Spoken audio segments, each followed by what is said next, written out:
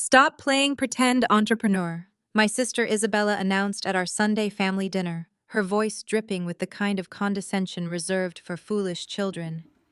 Your little online thing is not a real business, she said to a chorus of laughter from our parents. I just nodded quietly and said understood. What my arrogant sister and my dismissive parents did not know was that my little online thing was actually the shadow equity firm, keeping her entire tech startup afloat. And by Wednesday morning, I would send a single email pulling my $120 million investment, plunging her perfectly curated life into absolute freefall. I am Kendra, 35 years old, and for as long as I can remember, I have been the designated disappointment in my family. Growing up in a sprawling estate in Buckhead, Atlanta, my parents, Vivian and Calvin, cultivated an environment where love was strictly transactional. Excellence was not just expected, it was the only currency that bought you a seat at the table. My sister Isabella understood this game perfectly. She was the golden child, the flawless overachiever who went to law school, married a wealthy white corporate executive named Liam, and launched a tech startup that made her the darling of the local business magazines. I took a different path. After graduating from Spelman College, I refused to climb the traditional corporate ladder. I wanted to build something of my own, so I started with small online investments and anonymous digital storefronts. To my parents, this was unacceptable. They viewed my choices as a personal insult to their legacy. They wanted boardroom titles and corner offices, not late nights spent coding and analyzing market trends in sweatpants.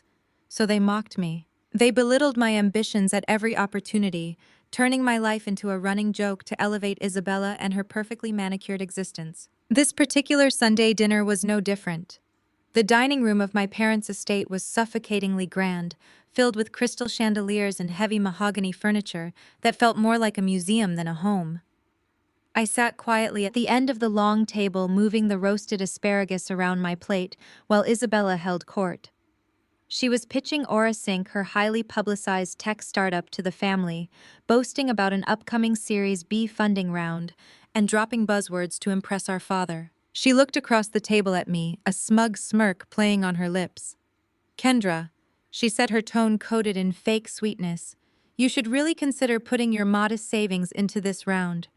It would be a safe place for whatever cash you manage to scrape together from those little websites of yours. I looked up, meeting her gaze. I appreciate the offer, Isabella, but I prefer to keep my investments focused on my own ventures. I will have to pass. Isabella slammed her wine glass down, the red liquid splashing against the pristine white tablecloth. The room went dead silent. Stop playing pretend entrepreneur, she snapped, her mask of sweetness vanishing completely. Your little online thing is not a real business. It is a hobby for people who cannot handle the real corporate world. Before I could even process the disrespect, her husband Liam leaned back in his chair and chuckled. He was a finance guy, always eager to prove he belonged in this high-achieving family by joining in on the mockery. Come on, Kendra, Liam said, using that insufferable corporate voice he always adopted with me. If you ever want to get a real job, I would be happy to review your cute little spreadsheets. I can show you how actual profit and loss statements work. I opened my mouth to respond, but my mother Vivian cut me off instantly. Kendra, stop being so defensive, she scolded, pointing her silver fork at me. You have been pushing those online stores for over a decade. It is time to grow up. Isabella is securing tech capital while you are playing pretend. You should be taking notes instead of catching an attitude at my dinner table. My father Calvin let out a deep, booming laugh and nodded in agreement. Listen to your mother, Kendra, he added, taking a sip of his bourbon. We just want you to be grounded in reality. The family hierarchy was displayed in full force entirely through their dismissive words. Isabella was the star. Liam was the brilliant partner. My parents were the proud architects of her success, and I was the cautionary tale. They expected me to argue. They expected me to defend my life so they could tear it down piece by piece. But 10 years of building an empire in the shadows had taught me the supreme value of silence. I wiped my mouth with my linen napkin, placed it carefully beside my plate, and smiled politely. Understood, I said, my voice perfectly level. I will stay out of your business. Isabella smirked, returning to her wine, clearly satisfied that she had put me in my place. She had no idea that her arrogant little performance had just sealed her own financial coffin. I did not stay for dessert. I offered polite excuses about an early morning meeting, thanked my parents for dinner, and walked out the heavy front doors. The warm Atlanta evening air felt like a massive relief against my skin. I walked 2 blocks down the leafy suburban street to where my driver was waiting. I always parked my chauffeured Maybach blocks away from my parents' house to maintain my low profile. They thought I drove a sensible used sedan, and I let them believe it because peace was worth more than proving them wrong. The moment the heavy doors of the Maybach closed, enclosing me in soundproof luxury, the calm facade I had maintained at dinner dropped away. I reached into my designer tote bag and pulled out my encrypted tablet. For 10 years, my family thought I was barely scraping by with random internet shops. They did not know that those early sites had funded highly lucrative software acquisitions, which in turn funded a massive private equity firm. I am the sole anonymous owner of Apex Ventures. And Apex Ventures was the shadow entity holding Isabella's entire startup together. I opened my secure communication channel and called my portfolio manager, Elijah. He answered on the second ring, his voice sharp and professional, despite the late hour on a Sunday. "Good evening, Kendra," he said. "What do you need?" I did not give a long emotional monologue about my hurt feelings or the humiliation I had just endured. In my world, emotions clouded judgment and I needed absolute surgical precision. "Elijah," I said, my voice cold and steady. "We are exercising the immediate withdrawal clause on the Orasync portfolio." There was a brief pause on the line. Elijah was a seasoned professional, but even he knew the magnitude of this command. Pulling the funds entirely, he asked just to clarify. "Every single cent," I replied, looking out the window at the passing city lights. "They have 30 days of operational runway at best. I want the withdrawal initiated immediately." "Understood, Kendra," Elijah said, without missing a beat. "I will prep the authorization codes for your signature right now." A minute later, a secure document appeared on my tablet screen. I reviewed the terms of the withdrawal. The investment contract Isabella had so proudly signed with my anonymous firm included a strict morality and performance clause, allowing the primary investor to pull capital without penalty if internal financial metrics failed to meet our exact standards. I typed my digital signature and hit send. The $120 million lifeline was officially yanked from Orasync's accounts at 2 o'clock in the morning on Wednesday. I sat back against the plush leather seats of my car, letting the quiet hum of the engine soothe my racing thoughts. Isabella wanted to talk about real business. It was time she learned exactly how ruthless real business could be. Wednesday morning arrived with a quiet, beautiful stillness. I was standing in the chef's kitchen of my downtown penthouse, looking out over the sprawling city skyline while sipping a fresh espresso. The peace was violently interrupted when my personal cell phone began to vibrate across the marble countertop. It was a relentless, continuous buzzing that meant only one thing. The family group chat was in full panic mode. I picked up the phone and watched the messages flood the screen in rapid succession. Isabella was frantically typing, sending paragraphs of pure terror. "Apex just pulled our funding," she wrote her words, bleeding desperation even through the digital screen. "We are insolvent by Friday. Mom. Dad, I need a bridge loan today. They pulled everything without warning. We are going under." My phone immediately started ringing. It was my mother, Vivian. I let it ring 3 times, taking a slow, deliberate sip of my coffee before answering with a calm hello. Kendra Vivian did not even bother with a greeting. Her voice was sharp, frantic, and dripping with panic. "You need to wire everything you have to your sister right now. She is in a massive financial crisis, and we have to pool our resources immediately." I set my coffee cup down on the marble counter. "Everything I have?" I asked, keeping my tone perfectly mild. "You mean the meager savings from my little internet hobby? Do not start with me." Kendra Vivian snapped, completely ignoring my sarcasm. "Family protects family. You have no overhead and no real responsibilities. Isabella is about to lose her entire company. You need to step up and help her cover her payroll today." I felt a familiar coldness settle over my heart. For my entire life, family protecting family only ever flowed in one direction. When I was struggling to start my business, living on cheap ramen noodles and working 18-hour days, nobody offered me a bridge loan. Nobody offered to pool resources to make sure I survived. I was told to figure it out or get a real job. I cannot do that, Mom, I said, my voice firm and uncompromising. My finances are tied up in my own ventures. I will not be sending Isabella any money. There was a sharp intake of breath on the other end of the line. You are a selfish disgrace to this family, Vivian hissed, her voice trembling with a rage I had never heard directed at me before. You have always been jealous of her success. You are an embarrassment to the Black community, holding your own sister back when she is trying to make history. Do not bother coming to Thanksgiving. She hung up the line, going dead with a harsh click. I slowly lowered the phone, processing the rejection. The disownment stung slightly, an old familiar ache, but the grief was quickly overshadowed by a new incoming message on my secure business tablet. It was from Elijah. The subject line read, "Urgent Aura Sync Financial Audit." I opened the encrypted file and read the brief message attached. Kendra, you need to look at these internal audits right now. The withdrawal did not cause their bankruptcy threat. Aura Sync was already drowning. Someone has been draining their accounts for months. I frowned, opening the attached ledgers. Line after line of financial data scrolled past my eyes, painting a horrifying picture. Massive unauthorized wire transfers disguised as vendor payments. Exorbitant consulting fees paid out to shell companies with no digital footprint. Millions of dollars of Apex Ventures' initial investment had been siphoned out of Isabella's company long before I ever pulled the plug. My little sister was not just a failing entrepreneur with a bad attitude.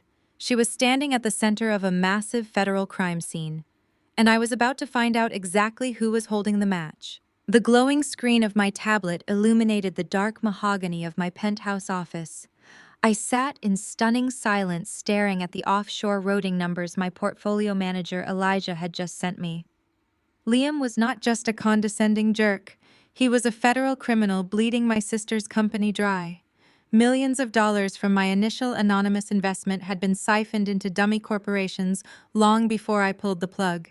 Before I could even begin to process the sheer audacity of his embezzlement, my burner phone shattered the quiet of the room. It was the designated cheap smartphone I used exclusively for my family. My father Calvin was barking through the speaker before I could even say a proper hello. Open the door. Kendra, we are downstairs. My blood ran cold. They were at my apartment. Or at least what they thought was my apartment. I own the entire luxury residential high-rise in Midtown Atlanta. Every brick, every pane of glass, and every elevator shaft belongs to my shadow equity firm.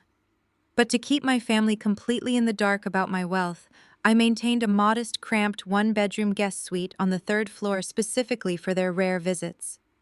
It was staged perfectly with cheap furniture and budget art, representing a physical manifestation of the struggling online hustler they believed me to be. I sprinted to the private executive elevator, swapping my tailored silk blazer for a faded, oversized cardigan. By the time I reached the third floor and unlocked the door to the decoy suite, I was breathing heavily, playing the part of the overwhelmed tenant to absolute perfection. I pulled the door open, and my parents pushed their way inside without a single word of greeting. Isabella trailed behind them, clutching a designer handbag like a protective shield. They brought the suffocating scent of panic and expensive perfume into the tiny room. Calvin did not waste time with pleasantries. He threw a thick manila folder onto the scratched coffee table with a loud, heavy smack. "We need your signature right now," he demanded, his voice echoing off the cheap drywall. Vivian, my mother, paced the small living room, looking at my modest furnishings with open disgust. "Your sister is in the middle of a catastrophic financial crisis, Kendra. Her primary investors pulled out overnight without any warning. We are taking out a second mortgage on the Buckhead estate to help her cover payroll, but the bank needs more collateral to finalize the bridge loan." I looked at the folder, then at Isabella. Her usual smug demeanor was cracking around the edges, her eyes bloodshot from a severe lack of sleep. To save her sinking ship, my parents were willing to risk the very house they worshipped. "What does your second mortgage have to do with me?" I asked, keeping my voice perfectly level. Calvin tapped the folder aggressively. "The bank needs more assets to secure the loan. You are going to sign over your half of the deed to Grandad Thomas' commercial plot downtown." My heart stopped beating for a fraction of a second. Granddad Thomas had been the only person in this family who ever truly believed in me. When he passed away, he left a vacant commercial lot in downtown Atlanta, jointly to Isabella and me. To my parents, it was just an eyesore and undeveloped liability in a bad neighborhood. But my real estate analysts at Titan Holdings knew that specific district was recently zoned for a massive multi-million-dollar high-rise project. It was an absolute goldmine waiting to be tapped. "You want me to sign away my only inheritance to fund her company?" I asked, looking directly at Isabella. "Why cannot Liam get a loan from his corporate buddies?" Isabella flinched visibly at the mention of her white husband. "Liam is busy handling the internal audits," she snapped, her voice turning shrill. "We just need cash to bridge the gap right now. That land is a worthless dirt patch in the hood, Kendra. I have developer connections who will buy it for quick cash today. It is doing nothing but gathering weeds. Just sign the paper." Vivian stepped closer, her tone shifting into that manipulative motherly cadence she perfected at Sunday service. "Kendra, you have no real responsibilities. You sit on the internet all day playing with your little dropshipping stores. Your sister is a real entrepreneur building a legacy for Black excellence in the tech world. We have to protect the family name at all costs. Family protects family." I looked at the three of them standing in my fake living room demanding my real legacy. They were willing to strip me of the one meaningful thing our grandfather left me just to feed Isabella's bottomless ego. And the bitter irony was that I knew the absolute truth. I knew Isabella's company was already a hollow shell gutted from the inside by her own husband's thievery. Throwing my land at her business would be like throwing a life jacket directly into an incinerator. I picked up the manila folder and calmly handed it back to my father. "No," I said, my voice dropping an octave, steady and absolute. "I am not signing away my legacy to save a business that is already dead." The room erupted into chaos. Calvin's face turned a dangerous shade of purple. He stepped into my personal space, his towering frame meant to intimidate me into submission. "You selfish, ungrateful little girl," he roared, the veins in his neck bulging against his collar. "We gave you everything, and the one time your sister needs you, you turn your back on your own blood. You are a bitter, jealous woman who cannot stand to see her own sister shine." Vivian clutched her chest, producing fake tears on command. "I cannot believe I raised such a cold-hearted disappointment," she wailed, her voice breaking artificially. "If you do not sign that paper right now, you are no longer a part of this family. We are done with you, Kendra. Do you hear me? You are officially disowned." I did not blink. I did not cry. I just stood my ground in the middle of that staged apartment and pointed to the door. "Then I guess there is nothing left to discuss," I said evenly. "Please leave my home." Calvin snatched the folder from my hands, muttering harsh curses under his breath as he stormed out into the hallway. Vivian followed closely behind him, refusing to even look in my direction. But Isabella lingered in the doorway for just a second. The mask of the panicked startup founder slipped away, entirely replaced by a cold, calculating sneer. She leaned in close enough for me to feel her breath. "You are a fool, Kendra," she whispered, her voice dripping with pure venom. "Real entrepreneurs do what it takes to survive. Watch me." She turned on her designer heel and walked away, the door slamming shut behind her. I stood in the heavy silence of the room, letting the echo of her threat fade into the walls. I reached down, unbuttoned the faded cardigan, and let it drop to the floor. Isabella thought she was ruthless. She thought she was doing what it took to survive. I walked back to the private elevator to return to my penthouse, pulling out my encrypted tablet. She had no idea what survival really looked like, but I was about to show her. I stood in the heavy silence of the decoy apartment, letting the echo of my sister's threat fade into the cheap drywall. Isabella thought she was ruthless. She thought she was doing whatever it took to survive. I walked back to the private elevator to return to my penthouse, pulling out my encrypted tablet. She had no idea what survival really looked like, but I was about to show her. 30 minutes later, my driver pulled the Maybach into the secure underground parking garage of Titan Holdings. This was my actual domain. A towering monolith of sleek glass and steel located in the heart of downtown Atlanta. I bypassed the main lobby and took the private executive elevator directly to the top floor. The doors slid open to reveal the sprawling command center of Apex Ventures. The floor-to-ceiling windows offered a panoramic view of the city I practically owned, but I was not interested in the skyline today. I was interested in blood. My portfolio manager, Elijah, was already waiting for me in the main boardroom. The massive digital screens dominating the far wall were lit up with complex financial models, cascading spreadsheets, and highlighted banking transactions. Elijah stood at the head of the long mahogany table, looking sharp in his tailored suit, but his usual calm demeanor was replaced by a rigid tension. "You got here fast," he said, sliding a thick bound file across the polished wood. I sat down and opened the file. "Tell me exactly what I am looking at, Elijah. Why did pulling $120 million cause an immediate declaration of insolvency?" A tech startup with AuraSync's supposed market valuation should have had at least 6 months of operational cash reserves sitting in holding accounts. They should have been panicking, yes, but they should not have been bankrupt by sunrise. Elijah tapped a few keys on his laptop, bringing a specific ledger to the center screen. "That is the problem, Kendra. They did not have cash reserves. They did not have anything. AuraSync has been a hollow shell for the better part of 8 months." I stared at the screen, my eyes scanning the highlighted rows of data. "What do you mean, a hollow shell?" "I personally reviewed their quarterly reports before we authorized the last funding block. They were showing massive growth in user acquisition and software licensing. The reports they submitted to the board were heavily doctored," Elijah explained, pointing to a secondary column of numbers. "When you authorized the withdrawal clause this morning, our automated systems initiated a forced audit of their actual bank routing data to recover our capital. That is when the system flagged massive discrepancies. The money was not lost in bad marketing campaigns or failed research and development. The money was actively stolen." I leaned back in my leather chair, the cold reality of his words washing over me. Stolen? By who? Elijah brought up a series of wire transfers. He magnified the digital signatures attached to each transaction. "Look at the routing paths. Every week for the past 8 months, exactly 2 days after Apex Ventures deposited our scheduled capital injections, large sums of cash were wired out of AuraSync's primary operating account. These transactions were categorized as offshore server maintenance and international consulting fees." I analyzed the vendor names listed on the screen.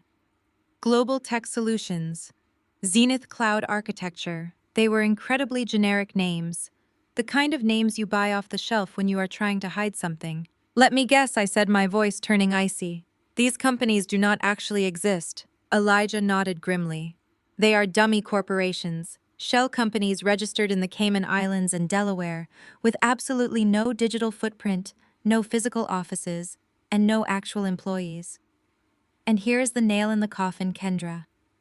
Every single one of these wire transfers was authorized and signed by their chief financial officer, Liam." The name slipped from my lips like a curse. "Yes," Elijah confirmed, "Liam." I sat there in the quiet hum of the boardroom, processing the sheer, staggering audacity of the betrayal. Liam. The smug, arrogant white man who sat at my black family's dinner table eating the food my mother prepared, drinking my father's expensive bourbon, and actively mocking my intelligence.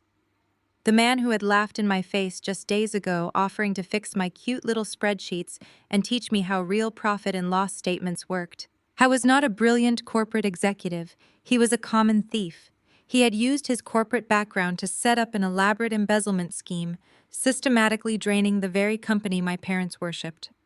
He was bleeding my sister dry, using my anonymous investment capital to fund their lavish Buckhead lifestyle, their luxury cars, and their high society facade. Isabella might be a narcissistic bully, but she was also incredibly blind. She had been so desperate to maintain the image of the successful tech founder that she completely ignored the financial rot eating away at her own foundation. She let her husband handle the money because she trusted his corporate pedigree over her own diligence.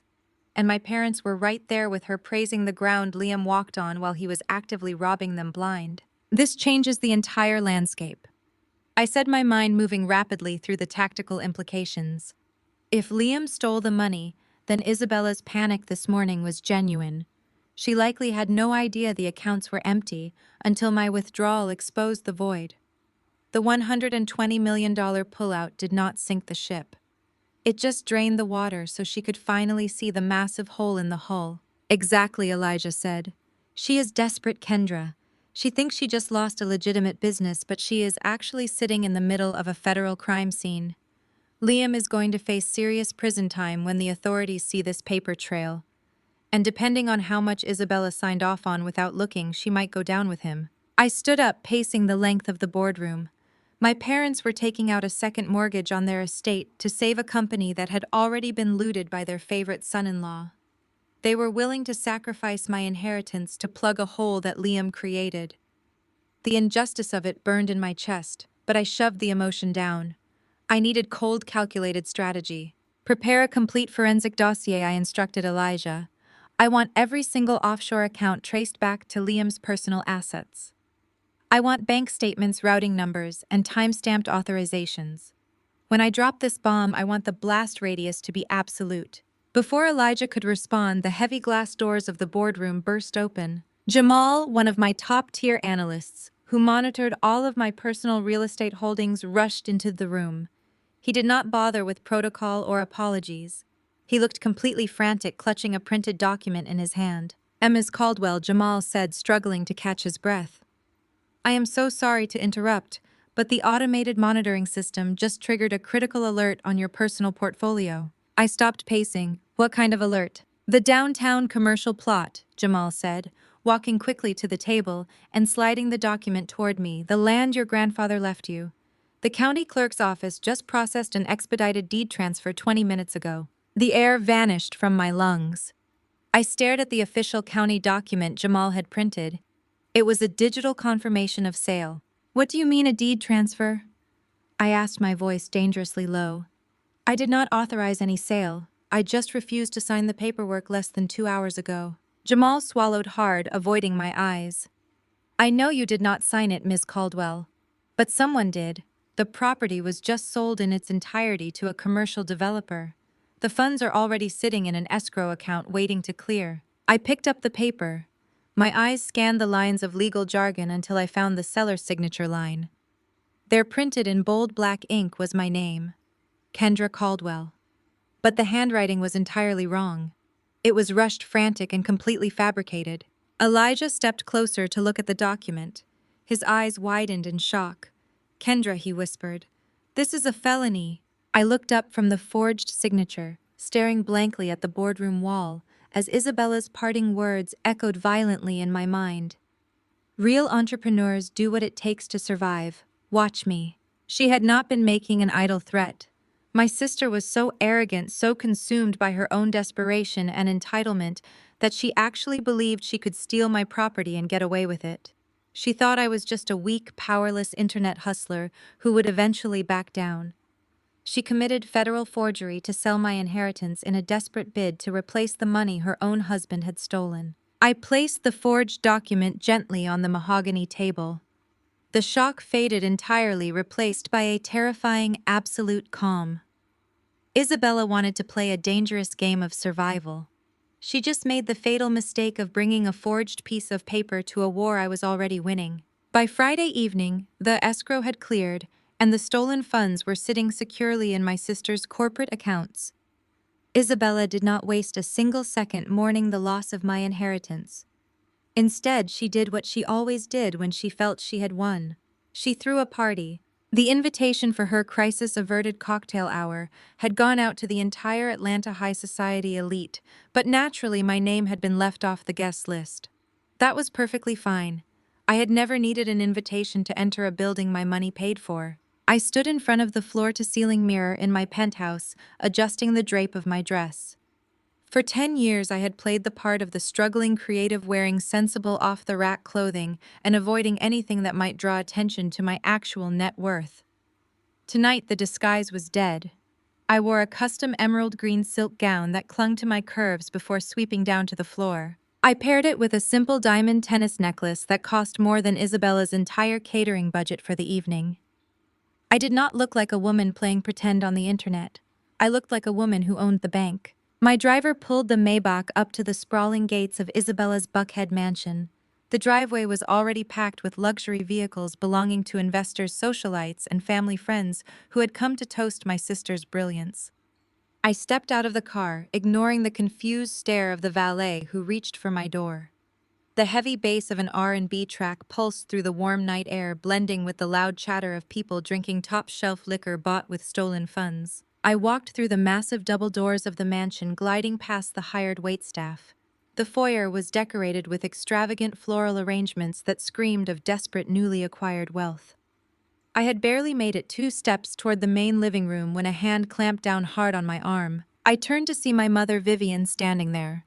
She was wearing a tailored designer suit, her face twisted into a mask of pure aristocratic outrage. Her grip on my arm was tight enough to bruise, but I did not flinch. "What are you doing here, Kendra?" she hissed, pulling me toward the shadows of the hallway, so the other guests would not see us. "I specifically told you that you are no longer welcome in this family. You are not on the guest list." I gently but firmly removed her hand from my silk sleeve. "It is a celebration for my sister, Mom. I thought family was supposed to show up for family." Vivian let out a harsh, breathless laugh, looking me up and down. "You have some nerve showing up here dressed like you are going to an awards gala trying to steal your sister's spotlight. You are nothing but a jealous pariah. Isabella just saved her entire company. She secured massive bridge funding today and saved the family estate. She did what you were too selfish and bitter to do. Now turn around and walk out that door before you embarrass yourself and ruin her mood." I looked at the woman who had birthed me, feeling absolutely nothing but pity. She was standing in a house funded by embezzlement, praising a daughter who had just committed federal forgery, all while trying to protect a family name that was already rotting from the inside out. "I am not leaving Vivian," I said, dropping the title of mother entirely. "I am going to go congratulate my sister on her very successful real estate transaction." Before she could sputter another venomous insult, I brushed past her, walking directly into the heart of the party. The living room was a sea of tailored suits and designer dresses. Laughter rang out over the clinking of crystal champagne flutes. I navigated through the crowd, my emerald dress catching the ambient light, turning heads as I moved. Conversations died down as people recognized me, or rather realized they did not recognize this version of me. The quiet, awkward sister they were used to ignoring had been replaced by a woman radiating absolute authority. It did not take long for Isabella to spot me. She was standing by the grand fireplace, holding a glass of champagne, surrounded by a group of eager listeners. The moment her eyes locked onto mine, her triumphant smile faltered. She quickly excused herself from her admirers and marched across the room, her heels clicking aggressively against the hardwood floor. She grabbed my elbow and dragged me toward the secluded library, shutting the heavy oak doors behind us to muffle the party noise. "Are you out of your mind?" Isabella snapped, turning on me with her eyes flashing. "How did you even get past security? You look ridiculous coming in here dressed like a cheap imitation of someone who actually has money. Get out." I took a slow sip from a glass of sparkling water I had grabbed from a passing tray.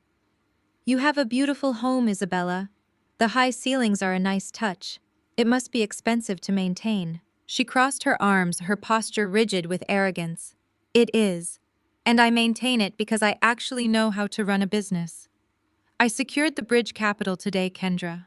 My company is completely safe and we are moving forward with our new product launch. You thought you could sink me by refusing to help the family, but you failed. You just proved that you are entirely useless." I tilted my head, feigning curiosity. "How exactly did you secure the capital, Isabella? Mom mentioned something about a real estate transaction. Did you find a buyer for your half of the dirt patch?" Isabella let out a smug, breathless little laugh, taking a long sip of her champagne. She leaned in close, dropping her voice to a conspiratorial whisper, as if she were sharing a brilliant corporate strategy instead of confessing to a felony. "I sold the whole plot," she whispered, a wicked glint in her eyes. "I had an old power of attorney document from when Granddad first got sick. I used it to sign over your half of the deed. The developer wired the cash this morning. It was incredibly easy. You should have just signed the papers when Dad asked you to. Now you get absolutely nothing, and I get to save my empire." She lied right to my face. There had never been a power of attorney. Our grandfather had been meticulously clear about his estate, ensuring our assets were completely legally separated, so my parents could never touch my portion. Isabella had forged my signature outright, but her desperation had convinced her that her own lie was the truth. She actually believed she had outsmarted me. Real entrepreneurs do what it takes to survive. Kendra, she taunted, echoing her parting words from my apartment. You would not understand. You are too busy playing it safe in your little online world to understand high-stakes leverage. I did what I had to do, and the bank accepted it without a single question. I looked at my sister drinking stolen champagne in a stolen house, bragging about stealing my land to cover up her husband's stolen money. The sheer volume of her crimes was almost poetic. I let the silence stretch between us, allowing her to bask in her fabricated victory for just a few more seconds. I smiled sweetly, looking her dead in the eyes. I hope you read the buyer's contract carefully, Isabella. Corporate developers have a habit of taking absolutely everything. The quiet hum of the climate control system in the boardroom felt deafening. I held the forged deed in my hands, feeling the heavy weight of the premium paper against my fingertips. My eyes locked onto the dark ink on the signature line. Isabella had not even tried to make the signature look authentic. The loops and angles of my name were jagged and rushed, completely lacking my usual precise strokes. She had signed it in a state of pure panic, probably sitting in the passenger seat of her luxury SUV right after leaving my decoy apartment. She was so desperate to cover up the fact that her husband Liam had drained her company dry that she was willing to commit a felony against her own flesh and blood. Elijah shattered the silence. He slammed his hand down on the polished mahogany table, his usual calm shattered by sheer outrage. Kendra, I am calling our general counsel right now, he said, pulling his phone from his inside jacket pocket. We are getting the Atlanta Police Department and the federal authorities involved immediately. This is blatant real estate fraud. They cannot just steal your inheritance like this. I did not look up from the document. No, I said, my voice soft but carrying absolute authority. Do not call anyone yet, Elijah. Put the phone away.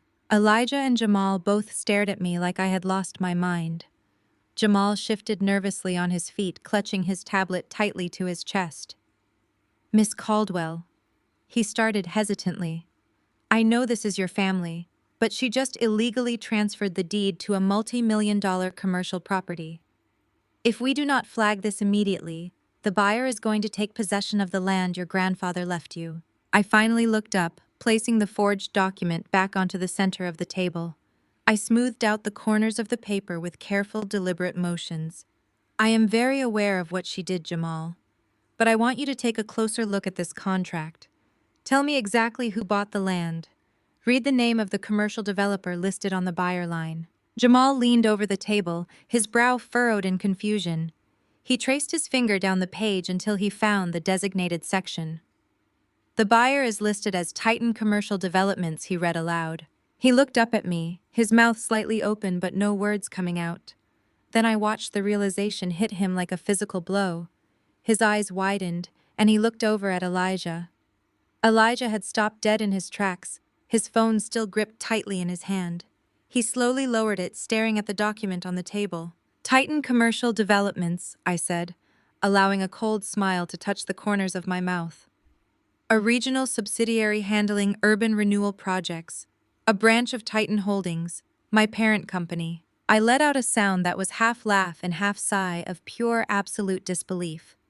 My sister, the golden child of our family, the woman with the prestigious law degree, who constantly mocked my business acumen, had just committed a federal crime to sell an asset to the very person she was stealing it from. She was so blinded by her own arrogance and her desperate need for cash that she did not even do her due diligence on the buyer.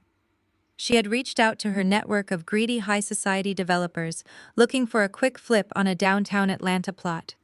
She thought it was just a worthless dirt patch in a neighborhood she felt she had outgrown.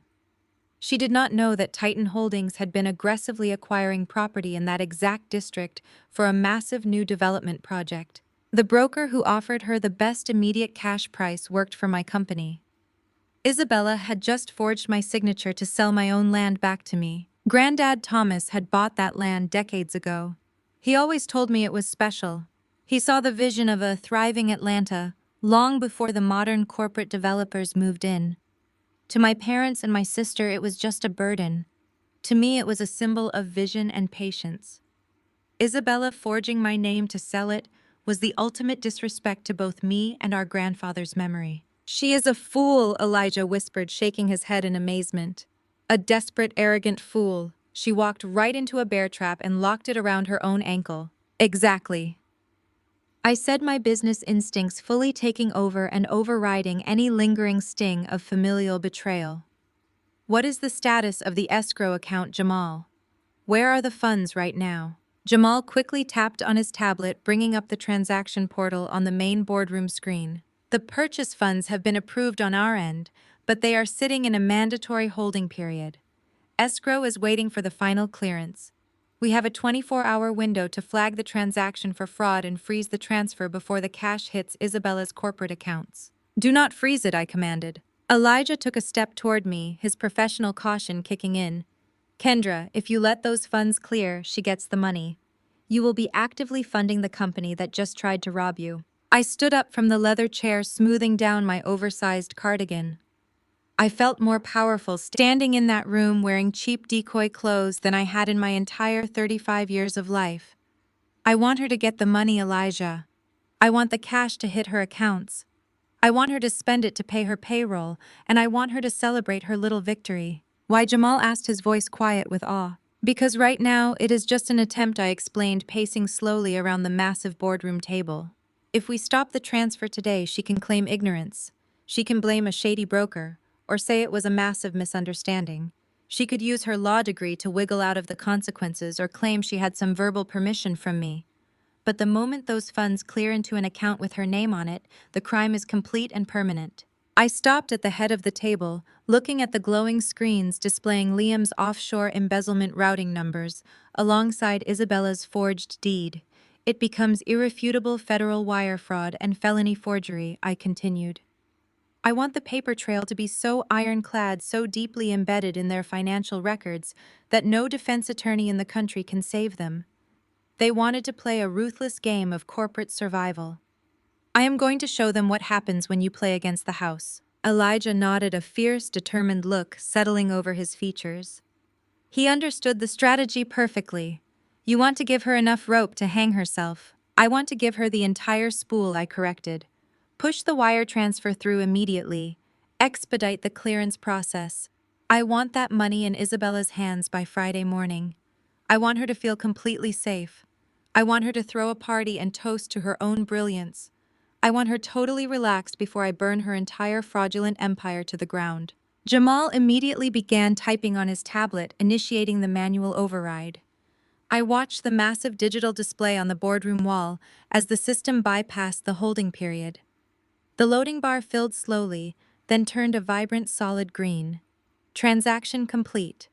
The funds were released from Titan Commercial Developments directly into AuraSync's primary operating account. The bait was officially taken. I looked out the floor-to-ceiling windows at the Atlanta skyline. The sun was beginning to set, casting long, deep shadows across the city buildings. For my entire life, Vivian and Calvin had demanded excellence. They had worshipped Isabella because she provided the shiny, perfect illusion of success. They had disowned me just hours ago because I refused to sacrifice myself to maintain their favorite daughter's lie. They wanted a real entrepreneur. They were about to get one. I turned away from the window, feeling a deep, profound sense of peace. I would let my sister enjoy her stolen money for the weekend.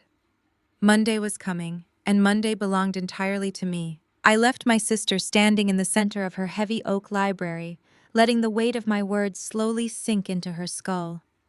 I did not wait to see if she would figure it out.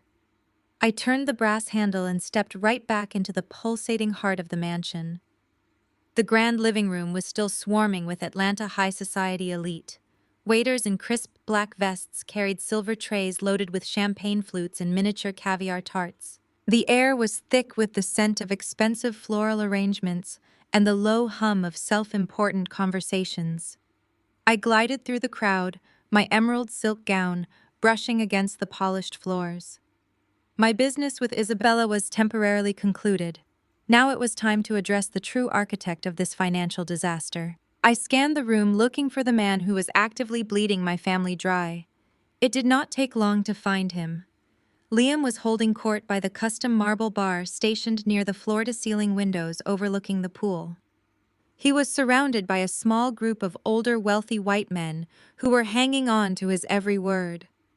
Liam loved playing the role of the brilliant corporate savior who had graciously married into a successful black family. He stood there holding a tumbler of scotch, projecting an aura of absolute invincibility. He thought he was the smartest person in the room. He thought his offshore accounts were buried so deep that no one would ever find them. He was wrong on both counts. I walked up to the bar, sliding into the small, empty space next to him. The men around him paused their conversation, looking at me with polite curiosity.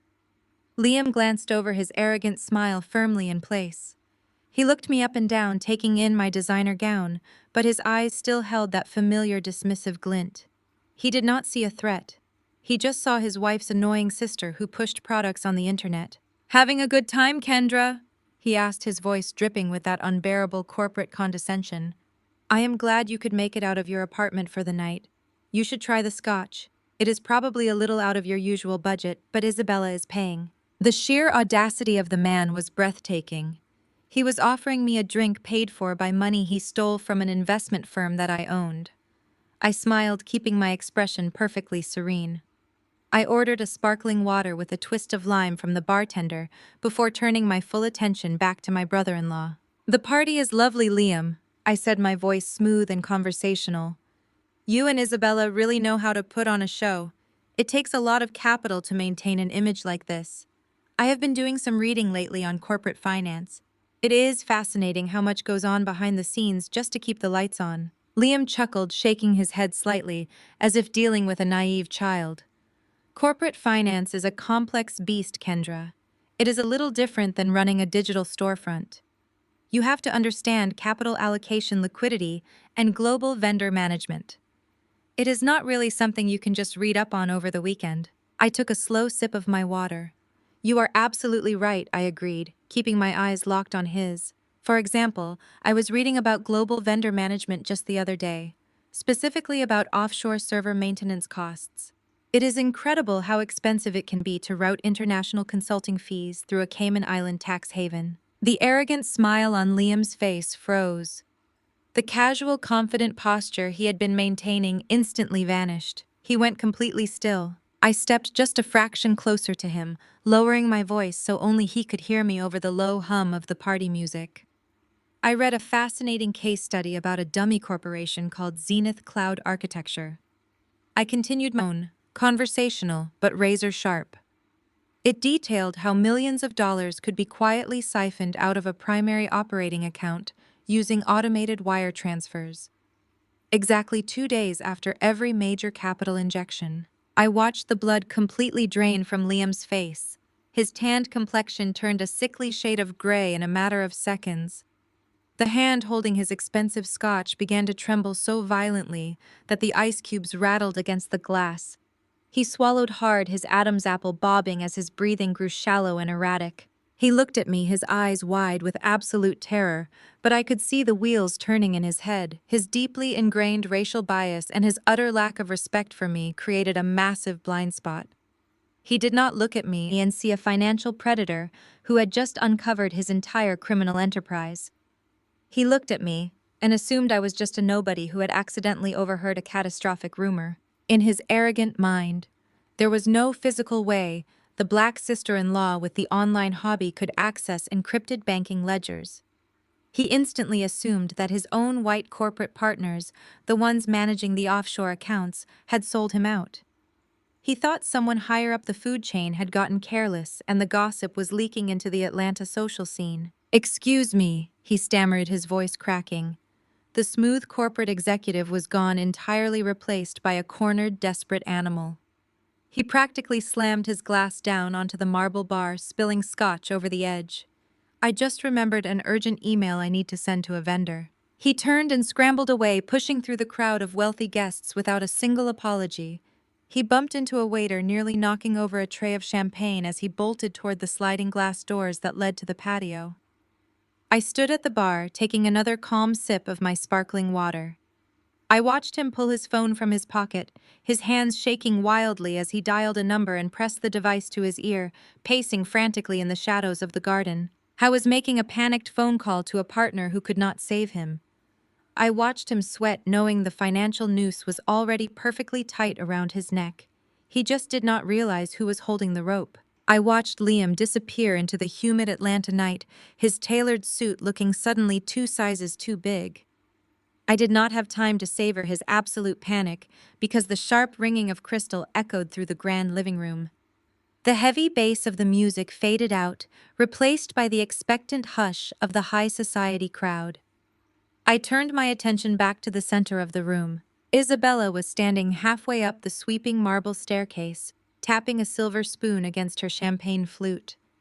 She looked down at her guests with the benevolent smile of a conquering queen. Vivian and Calvin immediately positioned themselves at the base of the stairs, beaming up at their golden child, like she had just cured a major disease.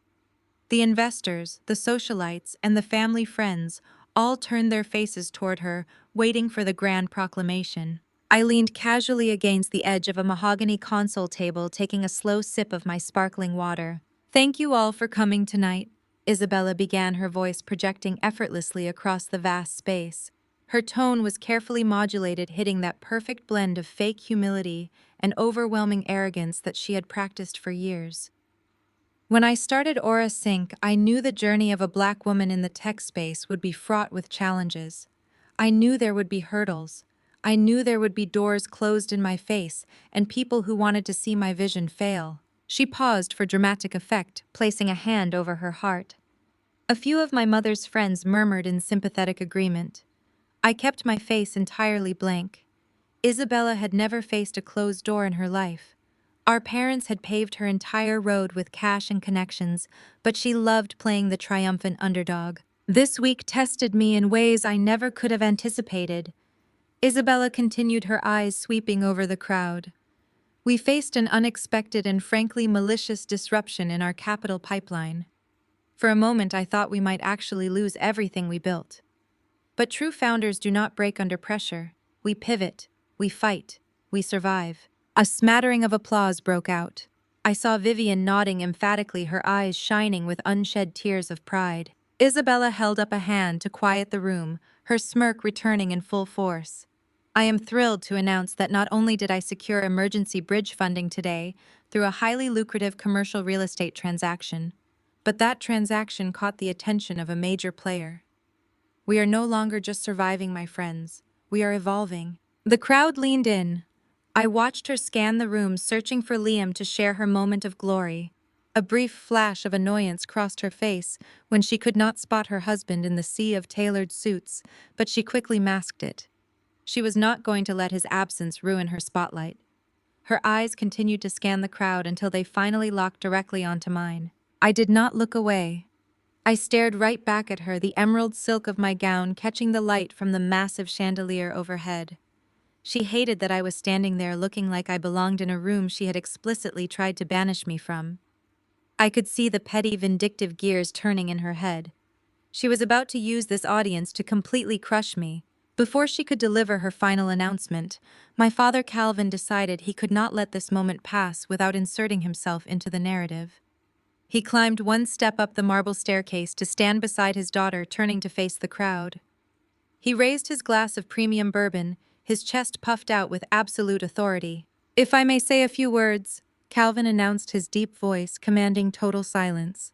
"Building generational wealth is not for the faint of heart. It requires discipline. It requires an elite mindset. We raised Isabella to understand that success is not handed to you. You have to take it.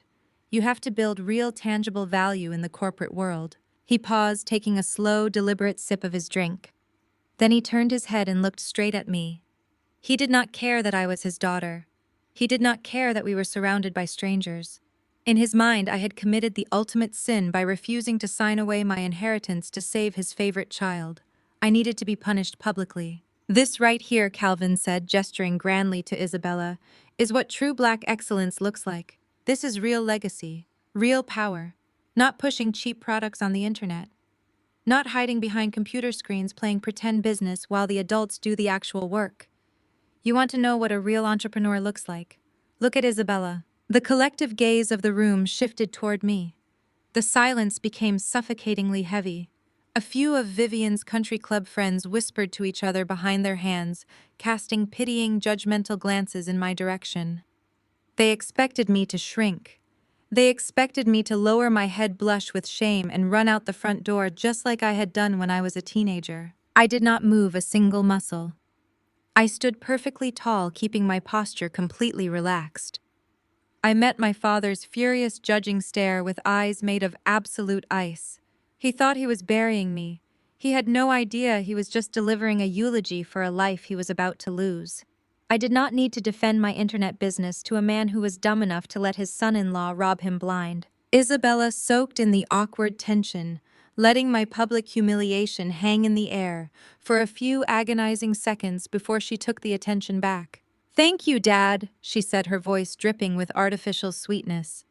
She turned her attention back to her investors, raising her champagne flute high into the air. "And to prove my father right, I am proud to announce that as of Monday morning, Aura Sync will officially be acquired.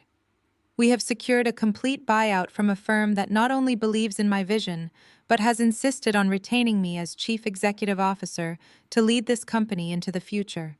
The crowd erupted into genuine, excited applause. Buyouts were the holy grail of the startup world. Isabella was positioning herself as a corporate genius who had just secured the ultimate victory. "To the future," Isabella declared, her voice ringing out clearly over the cheering crowd. "To our new partners at Titan Holdings." The name echoed through the grand living room. Several of the wealthy businessmen in the crowd nodded in deep respect. Titan Holdings was a massive, highly aggressive private equity firm known for ruthless efficiency and bottomless capital. Securing a buyout from them was a monumental badge of honor in the corporate world. Isabella looked down at me from her marble pedestal. She was glowing with triumph. She had stolen my land, secured her funding, and landed a massive corporate buyout all in a single afternoon. She thought she had completely, utterly defeated me. She thought I was just a bitter failure standing in the corner of her mansion. I looked at my sister standing there in all her stolen glory. I slowly raised my glass of sparkling water, tilting it directly toward her in a silent, lethal toast. Isabella smirked back, taking a long, victorious sip of her champagne. She thought my raised glass was a concession of defeat. She thought I was finally bowing to her superiority. She did not know that Titan Holdings was my parent company. She did not know that I was the one who had authorized the acquisition paperwork she was so desperately eager to sign.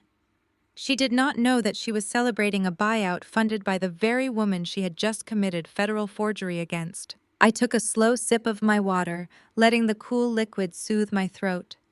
Let her drink her champagne. Let Vivian and Calvin boast about black excellence. Let them enjoy their beautiful, fragile illusion for the next 48 hours. The weekend was theirs.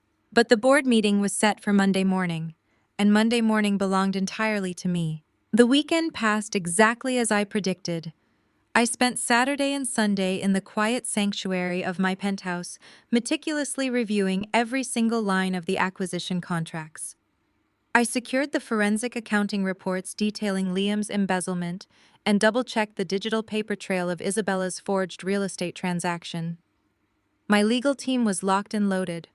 While I was sharpening the blade, my family was busy celebrating their own execution. Monday morning arrived crisp and bright. The Atlanta sun reflected off the towering glass and steel structures of the financial district. Aura Sync headquarters occupied the top 3 floors of one of the most expensive high-rises in the city. It was a physical manifestation of Isabella's ego. Everything was sleek, over-designed, and completely lacking in actual substance. I sat in the back of my Maybach, idling in the executive loading zone while I waited for the clock to strike exactly 9. My security team and my portfolio manager, Elijah, were already in the lobby securing the private elevators. I smoothed the lapels of my bespoke tailored suit. It was a deep charcoal gray cut, with absolute precision.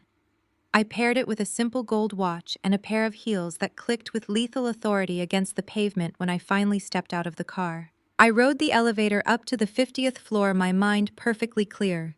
There was no anxiety. There was no lingering guilt about what I was about to do to my own flesh and blood. They had made their choices. They had looked me in the eye and told me I was nothing. They had tried to steal my inheritance to cover up their own crimes. Today was simply the invoice coming due. When the elevator doors slid open, I stepped into the sprawling reception area of Orasync. The receptionist started to ask if I had an appointment, but my security team simply held up a hand and kept walking. We moved down the main corridor toward the executive boardroom. The walls were lined with frosted glass panels, allowing me to see the blurred silhouettes of the people inside. My security detail paused at the heavy mahogany doors, pulling them open just a fraction of an inch. It was enough for me to hear the conversation taking place inside. I stood in the hallway perfectly still and listened to my sister hold court one last time. Isabella was standing at the head of the massive conference table, projecting immense arrogance. She was wearing a stark white designer suit, her voice ringing out with that practiced artificial confidence. She was addressing the Orasync board of directors. These were the early-stage investors who were completely unaware that the company had been bled dry. Next to her stood Liam. The contrast between husband and wife was almost comical.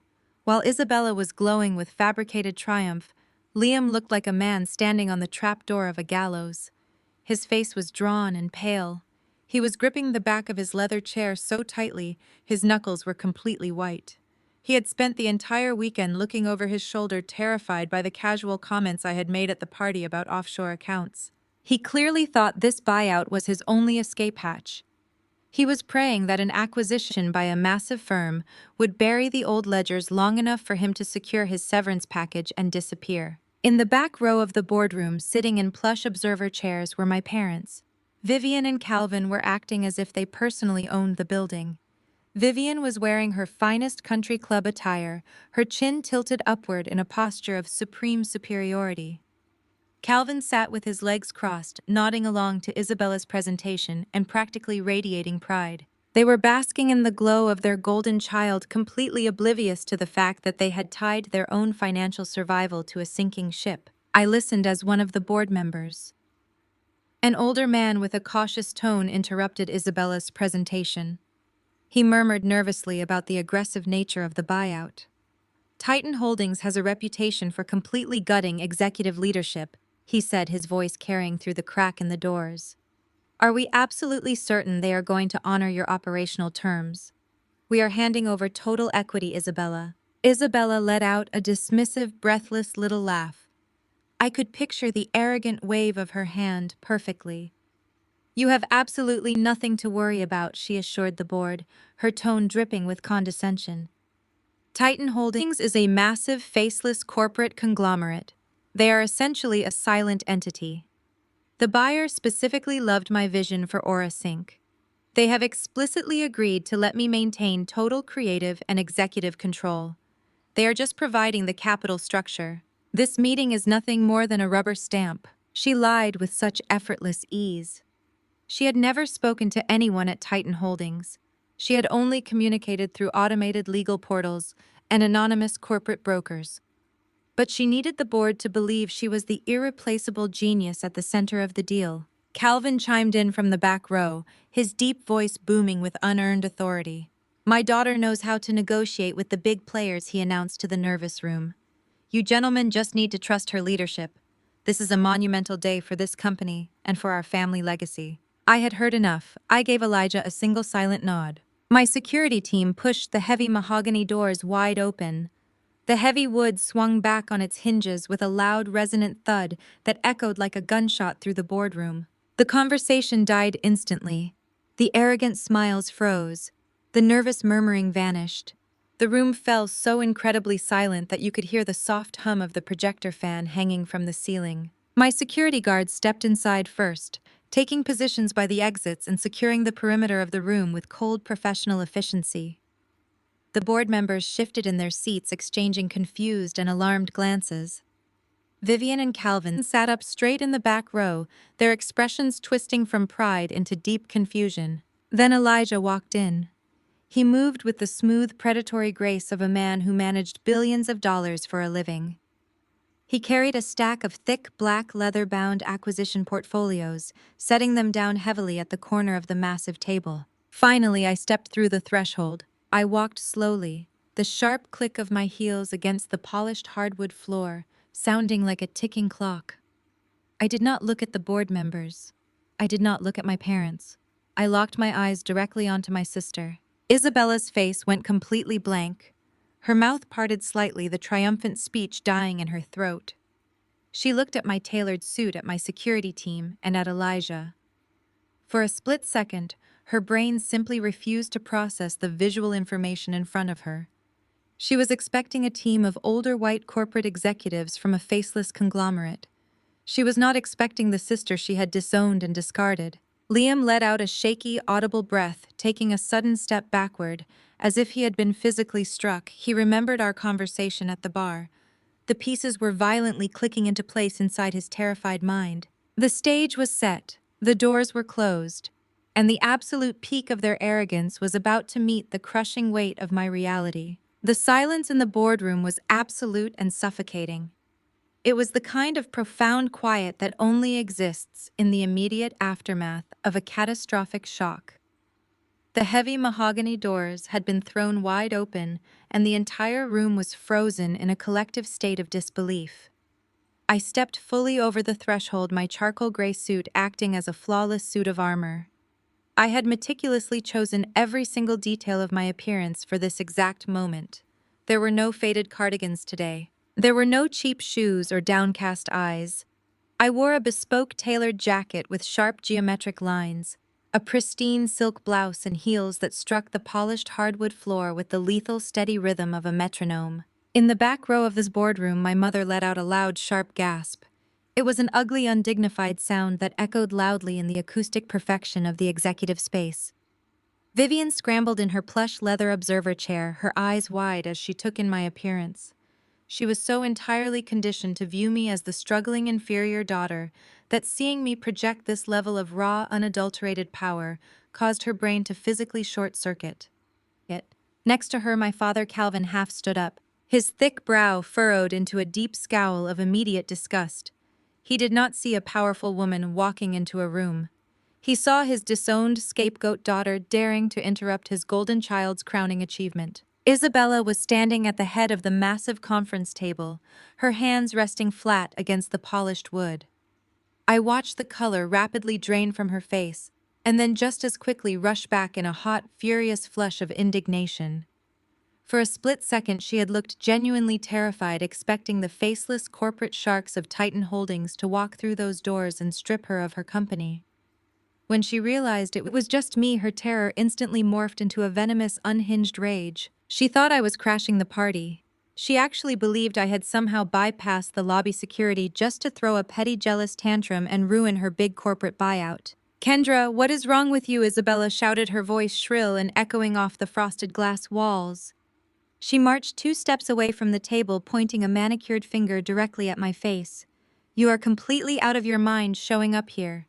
Security, remove her immediately. This is a closed executive buyout. You are trespassing on private corporate property." I did not stop walking. I did not alter my pace. I simply kept my eyes locked on hers. 2 of the Aura Sync building security guards were standing near the corner of the room. Isabella looked at them expectantly, waiting for them to grab my arms and drag me out into the hallway. The guards did not move a single muscle. They stood perfectly still, their hands clasped loosely in front of them, staring straight ahead. My personal security detail had already intercepted the building management downstairs. When you own the parent company that is currently executing a hostile takeover of a failing startup, you also happen to own the building. The startup leases its office space from. Those guards already knew exactly who signed their paychecks, and it was certainly not my sister. "Are you deaf?" Isabella shrieked, her pristine white designer suit suddenly looking frantic and unraveled. I said, "Remove her from this building right now." Vivian hissed from the back row, her voice a desperate, embarrassing stage whisper. "Kendra, stop this nonsense immediately. You are embarrassing the entire family in front of these important investors. Get out of here before your father calls the police." I completely ignored my parents. I did not even grant them the dignity of a glance. My focus was entirely on the long mahogany table and the seasoned executives sitting around it. Elijah moved with absolute precision. He did not say a word to Isabella or my parents. He stepped smoothly around the edge of the room, projecting the calm, intimidating aura of a man who routinely dismantled corporations for sport. He carried the thick black leather-bound acquisition portfolios, setting them down in front of the senior AuraSync board members. The heavy thud of the documents hitting the table sounded like gavels dropping in a courtroom. The board members were older wealthy men and women who had invested heavily in Isabella's fabricated tech vision. They looked highly alarmed by the screaming match happening at the front of the room, but their corporate instincts told them to look at the paperwork. One by one, they opened the heavy leather folders. I heard the crisp rustle of thick premium paper turning. I watched a veteran investor at the center of the table pull his reading glasses from his breast pocket and slide them onto his face. I kept walking until I reached the head of the table. Isabella was standing right in my path, her chest heaving with furious breaths. I did not ask her to move. I did not politely request space. I simply stepped directly into her personal perimeter, my physical presence so absolute and unyielding that she instinctively stumbled backward to avoid a collision. She bumped into the edge of a leather chair, her mouth hanging open in pure shock at my blatant refusal to submit to her. I took my rightful place at the absolute head of the board table. I slowly turned my gaze to Liam. My white brother-in-law was standing just a few feet away, and he looked like a man actively experiencing a heart attack. The arrogant corporate savior who had mocked my little spreadsheets at Sunday dinner was completely gone. His face was a sickly, translucent gray, and a thick bead of sweat was rolling down his temple. He had recognized Elijah immediately. Liam knew exactly who managed the shadow equity funds he had been illegally draining. I knew what those black leather portfolios contained. He looked at me with eyes full of absolute naked terror. He realized his white privilege and his slick corporate jargon could not save him from the black woman he had severely underestimated. At the table, the senior board member with the reading glasses let out a sharp, audible gasp.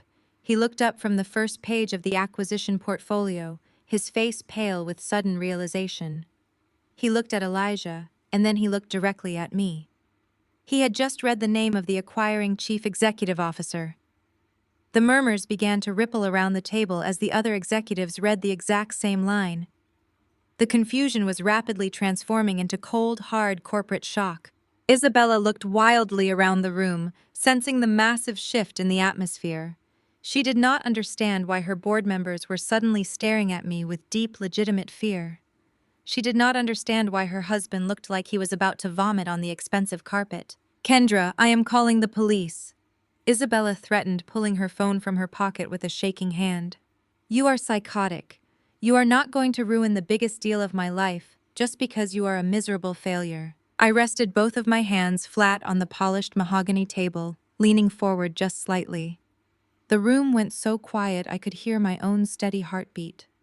I looked dead at my sister, stripping away decades of forced humility, parental abuse, and quiet suffering. I let every ounce of my actual power radiate through my voice. "I am Kendra Caldwell." I said, my words cutting through the air like a surgical blade. "I am the Chief Executive Officer of Titan Holdings and the majority anonymous shareholder of Apex Ventures." Isabella froze, her thumb hovering uselessly over her phone screen. Her eyes darted rapidly from my face to the portfolios on the table and back again. Her brain violently rejected the information, but the absolute terror in Liam's eyes confirmed it was real. I kept my gaze locked on hers, letting the reality crush the breath out of her lungs. "I am the one who pulled your $120 million investment on Wednesday morning." I continued, my voice echoing in the dead silence of the room. "And I am the one buying your bankrupt scraps today." The moment those words left my mouth, the absolute silence in the boardroom shattered into pure, unadulterated chaos. It was like I had dropped a live grenade right into the center of their polished mahogany table. Several of the older board members gasped out loud, pushing their heavy leather chairs back, as if the physical distance could somehow protect them from the financial shockwave. The low, nervous murmuring escalated instantly into a frantic, overlapping chorus of panicked voices. My father Calvin was the first one to completely lose his mind. He practically leaped out of his plush observer seat in the back row, pointing a shaking, thick finger in my direction. He yelled over the rising noise of the room, demanding that someone call security immediately. He shouted that this was a sick, twisted joke and that I had somehow hacked into the building to humiliate my sister. He could not process the reality standing right in front of him. In his rigidly structured mind, I was nothing but a disappointment who pushed cheap products on the internet. The idea that I could be the phantom billionaire buying out his golden child simply broke his cognitive functions. Isabella ignored our father completely. Her manicured hands were shaking so violently she could barely open the heavy black leather portfolio Elijah had placed in front of her. She clawed at the thick premium paper, tearing the corner of the first page as she frantically flipped through the acquisition documents. Her eyes darted wildly across the dense legal paragraphs, desperately searching for a loophole or a mistake. She scanned the executive ownership lines, the asset transfer agreements, and the primary stakeholder signatures. It was all there in stark black ink. My name, Kendra Caldwell. I was listed as the sole proprietor of Apex Ventures and the undisputed chief executive officer of Titan Holdings. Every single dollar that had ever funded Orasync belonged entirely to me. Isabella let out a sound that was half choke and half sob. She looked up from the documents, her chest heaving as she struggled to draw breath. She looked at Liam, who was still standing paralyzed near the presentation screen, his face slick with cold sweat. She looked at the board members who were now staring at her with furious, expectant eyes. Then she looked back at me. The absolute arrogant certainty that had defined her entire existence was melting away, replaced by raw, suffocating terror. Calvin was still shouting in the background, his deep voice booming across the room as he marched toward the front of the table. He yelled that he was going to have me arrested for corporate espionage and trespassing. He demanded that the board members ignore my fabricated documents and proceed with the meeting. Vivian was right behind him, her face flushed a dark, angry red, joining the chorus of fierce denial. I had let the chaos reign long enough. I raised my right hand and slammed my open palm down flat against the solid mahogany table. The sound cracked through the room like a whip, silencing my father mid-sentence. I kept my hand pressed firmly against the wood, projecting my voice with lethal, steady authority. I told everyone in the room to sit down and close their mouths immediately. I did not raise my voice to a scream, but the absolute command in my tone left no room for debate. I looked directly at my father and reminded him that he was not in his living room. He was standing on the 50th floor of a commercial high-rise that was entirely owned and operated by my parent company. I informed him that he was standing in my building, breathing my air, and wasting my valuable corporate time. I told him that if he uttered one more word of disrespect, I would have my security team physically drag him and my mother out onto the sidewalk. Calvin froze his mouth, opening and closing soundlessly. He looked at my security guards, who had subtly shifted their weight, stepping forward just a fraction of an inch to signal their readiness. He looked at Elijah, who was watching him with cold professional detachment. The reality of my power finally pierced through his stubborn ignorance. He slowly took a step backward, pulling Vivian with him, and sank heavily into a chair near the wall. With the room finally under my control, I turned my full attention back to Isabella. She was still standing at the head of the table, but her legs were physically giving out. The adrenaline rush of her fake victory had completely evaporated, leaving her with nothing but the crushing reality of her powerlessness. She slowly collapsed down into her high-backed leather executive chair. She looked small, diminished, and entirely broken. The senior board member who had previously questioned Isabella cleared his throat nervously. He adjusted his reading glasses and addressed me with newly found deep respect. He called me Miss Caldwell and asked what my immediate intentions were regarding the operational structure of Orasync. He mentioned that Isabella had assured them the new buyer would retain the current executive leadership and allow them to maintain creative control. I looked at the older man and offered a tight, humorless smile. I thanked him for his question and noted how fascinating it was that my sister had made such bold guarantees on my behalf without ever speaking to me. I let my gaze sweep slowly across the faces of the terrified executives sitting around the table before letting it settle permanently on Isabella and Liam. I reached out to Elijah without breaking eye contact with my sister. Elijah anticipated the move, perfectly placing a thick secondary folder directly into my outstretched hand. Unlike the black acquisition portfolios, this folder was a bright, alarming shade of red. I slid the red folder slowly and deliberately to the absolute center of the mahogany table. I let my hand rest on top of it for a moment, letting the anticipation build in the dead silent room. Now that we have clearly established exactly who owns this room and everything in it, I said, my voice dropping to a dangerously calm register, I think it is time we discuss the future of this organization. I am not here to retain the current executive leadership. I am here to formally announce that I am liquidating this entire company and terminating both the Chief Executive Officer and the Chief Financial Officer with immediate cause. Isabella let out a sharp gasp, gripping the armrests of her chair as if bracing for a physical impact. Liam closed his eyes tightly, swaying slightly on his feet like a man waiting for a guilty verdict to be read aloud. The board members erupted into another round of chaotic murmuring, demanding to know why a buyout would instantly transition into a complete corporate liquidation.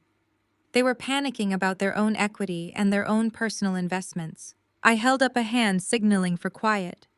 I told the board that their confusion was entirely justified, but that it would be resolved very shortly.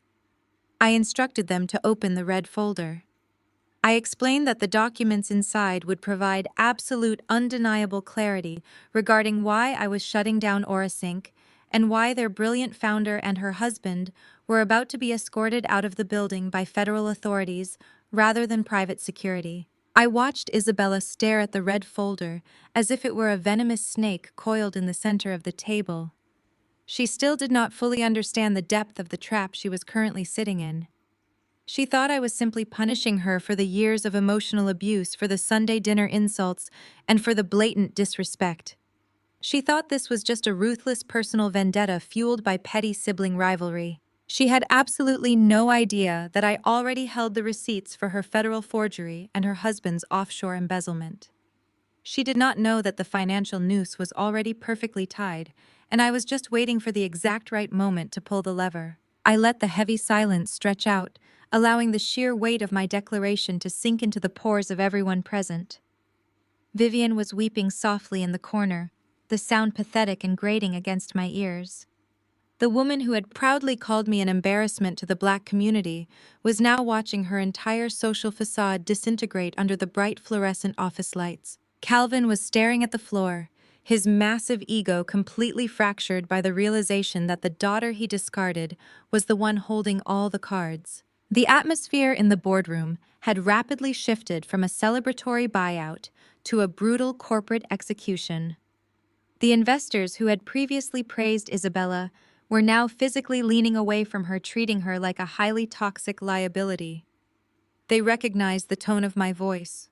They knew that a chief executive officer of my caliber did not initiate an immediate aggressive liquidation without possessing catastrophic actionable intelligence. Isabella tried to speak, but her voice was nothing more than a dry, broken whisper.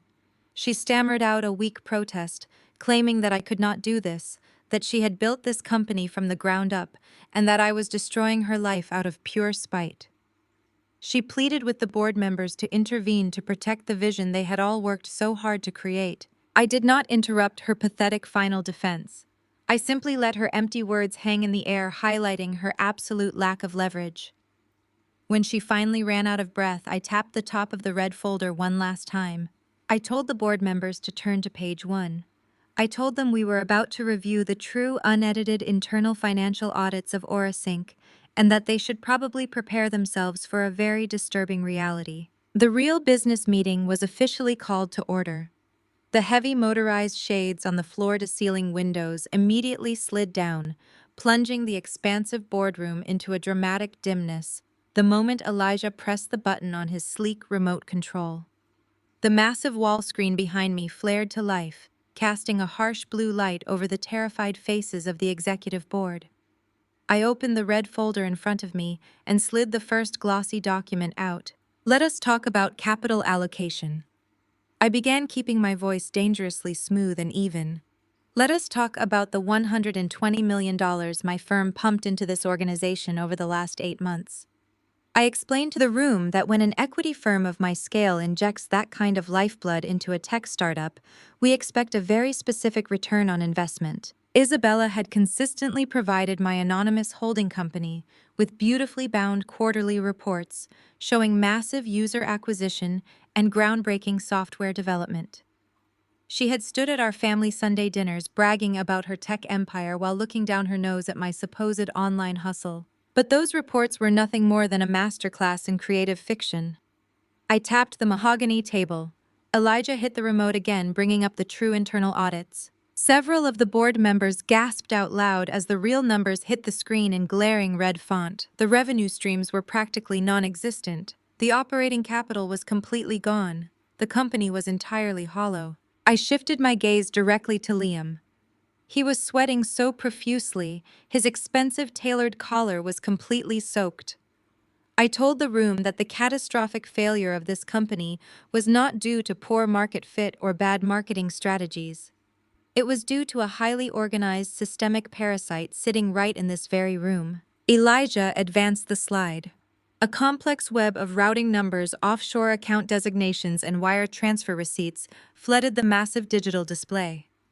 I read the names of the shell companies aloud, making sure every single syllable landed like a physical blow.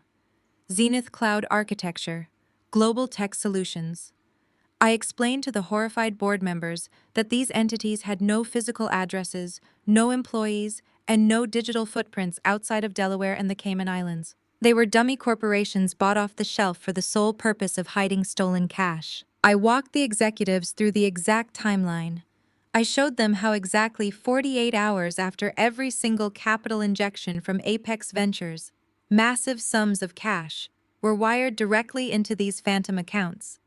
I detailed how these fraudulent funds were categorized on the books as international consulting fees and offshore server maintenance. Then I projected the authorization forms onto the screen.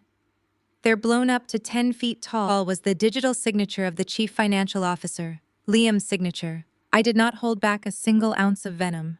I explained exactly how my money was used to fund the luxury vehicles, the designer wardrobes, and the exorbitant buckhead lifestyle that Isabella loved to flaunt. I made sure my parents, sitting in the back row, heard every single word. I wanted Calvin and Vivian to fully understand how their favorite white corporate savior had been robbing them blind to maintain a fraudulent image of black excellence. The man they had praised while putting me down was a common thief draining their golden child's legacy to line his own pockets. In the back of the room, Calvin looked like he had been physically struck. The deep, booming authority he carried just minutes ago was completely gone. He stared at the screen, his mouth open in silent shock. Vivian was clutching her designer handbag against her chest, her eyes darting between the massive screen and Liam. The pristine social image she worshipped was burning to ash right in front of her. Isabella was shaking. She looked from the screen to her husband, her expression morphing from pure confusion into a horrifying realization. She had been so desperate to be the face of a successful tech company that she handed the financial keys directly to a predator. She had blindly trusted his corporate pedigree over her own diligence. Liam absolutely snapped. The cornered animal instinct took over completely, and he slammed both of his fists down onto the heavy mahogany table. "This is a lie!" he shouted, his voice cracking as it echoed off the frosted glass walls. "These documents are completely fabricated." He pointed a shaking finger at me, his face twisted into an ugly mask of desperation and rage. "You are just a bitter, jealous woman who hired amateur hackers to frame me because I insulted your little online business. I am a respected finance professional. I would never jeopardize my career for this. You are going to jail for defamation, Kendra. I am going to sue you into the ground." He looked wildly around the room, pleading with the board members to see reason. He used every ounce of his corporate charm, trying to convince these older executives that the angry black woman at the head of the table was just throwing a petty family tantrum. He swore up and down that the money was safely tied up in legitimate offshore development projects that Isabella simply did not understand. I did not argue with him. I did not raise my voice or defend my findings. I did not need to. I simply looked toward the far end of the table where the lead forensic accountant for Orasync was sitting. The older man had been ignoring the screaming match entirely. Since the moment the true audits hit the screen, he had been furiously typing on his secure company laptop, comparing the projected routing numbers with the encrypted master ledgers of the business. His face had grown paler and paler by the second. The entire room turned to look at him, waiting for the verdict. Liam stopped shouting, his chest heaving as he stared at the accountant. The accountant took off his reading glasses, his hands trembling just as badly as Liam's. He looked up at the board members and then looked at Isabella with an expression of pure professional devastation. He did not care about the family drama. He only cared about the math, and the math was undeniable. "It matches the accountant," said his voice, a dry, hollow whisper that carried across the dead silent room. "The routing paths on the screen match our missing internal cash flows perfectly. And the digital signatures attached to those offshore transfers are authenticated through our own internal secure servers. They came directly from the chief financial officer's terminal." The trap officially sprang shut. There was no more room for corporate jargon. There was no more space for arrogant denial. The data was confirmed by their own internal team. Liam let out a pathetic, choked sound, stumbling backward away from the table. His lies were completely spent, and the financial noose I had prepared for him was finally pulled tight. Liam hit the edge of the frosted glass wall behind him, his breathing ragged and shallow. The forensic accountant's confirmation had completely severed his only lifeline. He looked at the faces of the board members who were now glaring at him with open hostility. Then he looked at Isabella. She was staring at him with a mixture of horror and disgust, as if he were a stranger. That look of absolute contempt from his wife was the exact catalyst that broke the last remaining thread of his corporate composure. Cornered, terrified, and facing federal prison, Liam did exactly what cowards do when the ship goes down. He grabbed the nearest person and tried to use them as a human shield. "Do not look at me like that!" Isabella, Liam screamed, his voice cracking as he pointed an accusing finger directly at her face. "You knew exactly what was happening." Isabella recoiled violently, gripping the edge of the mahogany table. "I did not know anything," she shrieked, her pristine white suit looking absurd against her flushed, enraged face. "You told me the burn rate was normal. You told me the offshore accounts were for global server expansion. I am the visionary. I trusted you to handle the capital." Liam let out a harsh, hysterical laugh that echoed off the boardroom walls. "A visionary," he mocked, stepping away from the glass wall and moving aggressively toward her. "You are a parasite, Isabella. You burned through the initial operating capital in 3 months just trying to keep up appearances. You demanded a new mansion in Buckhead.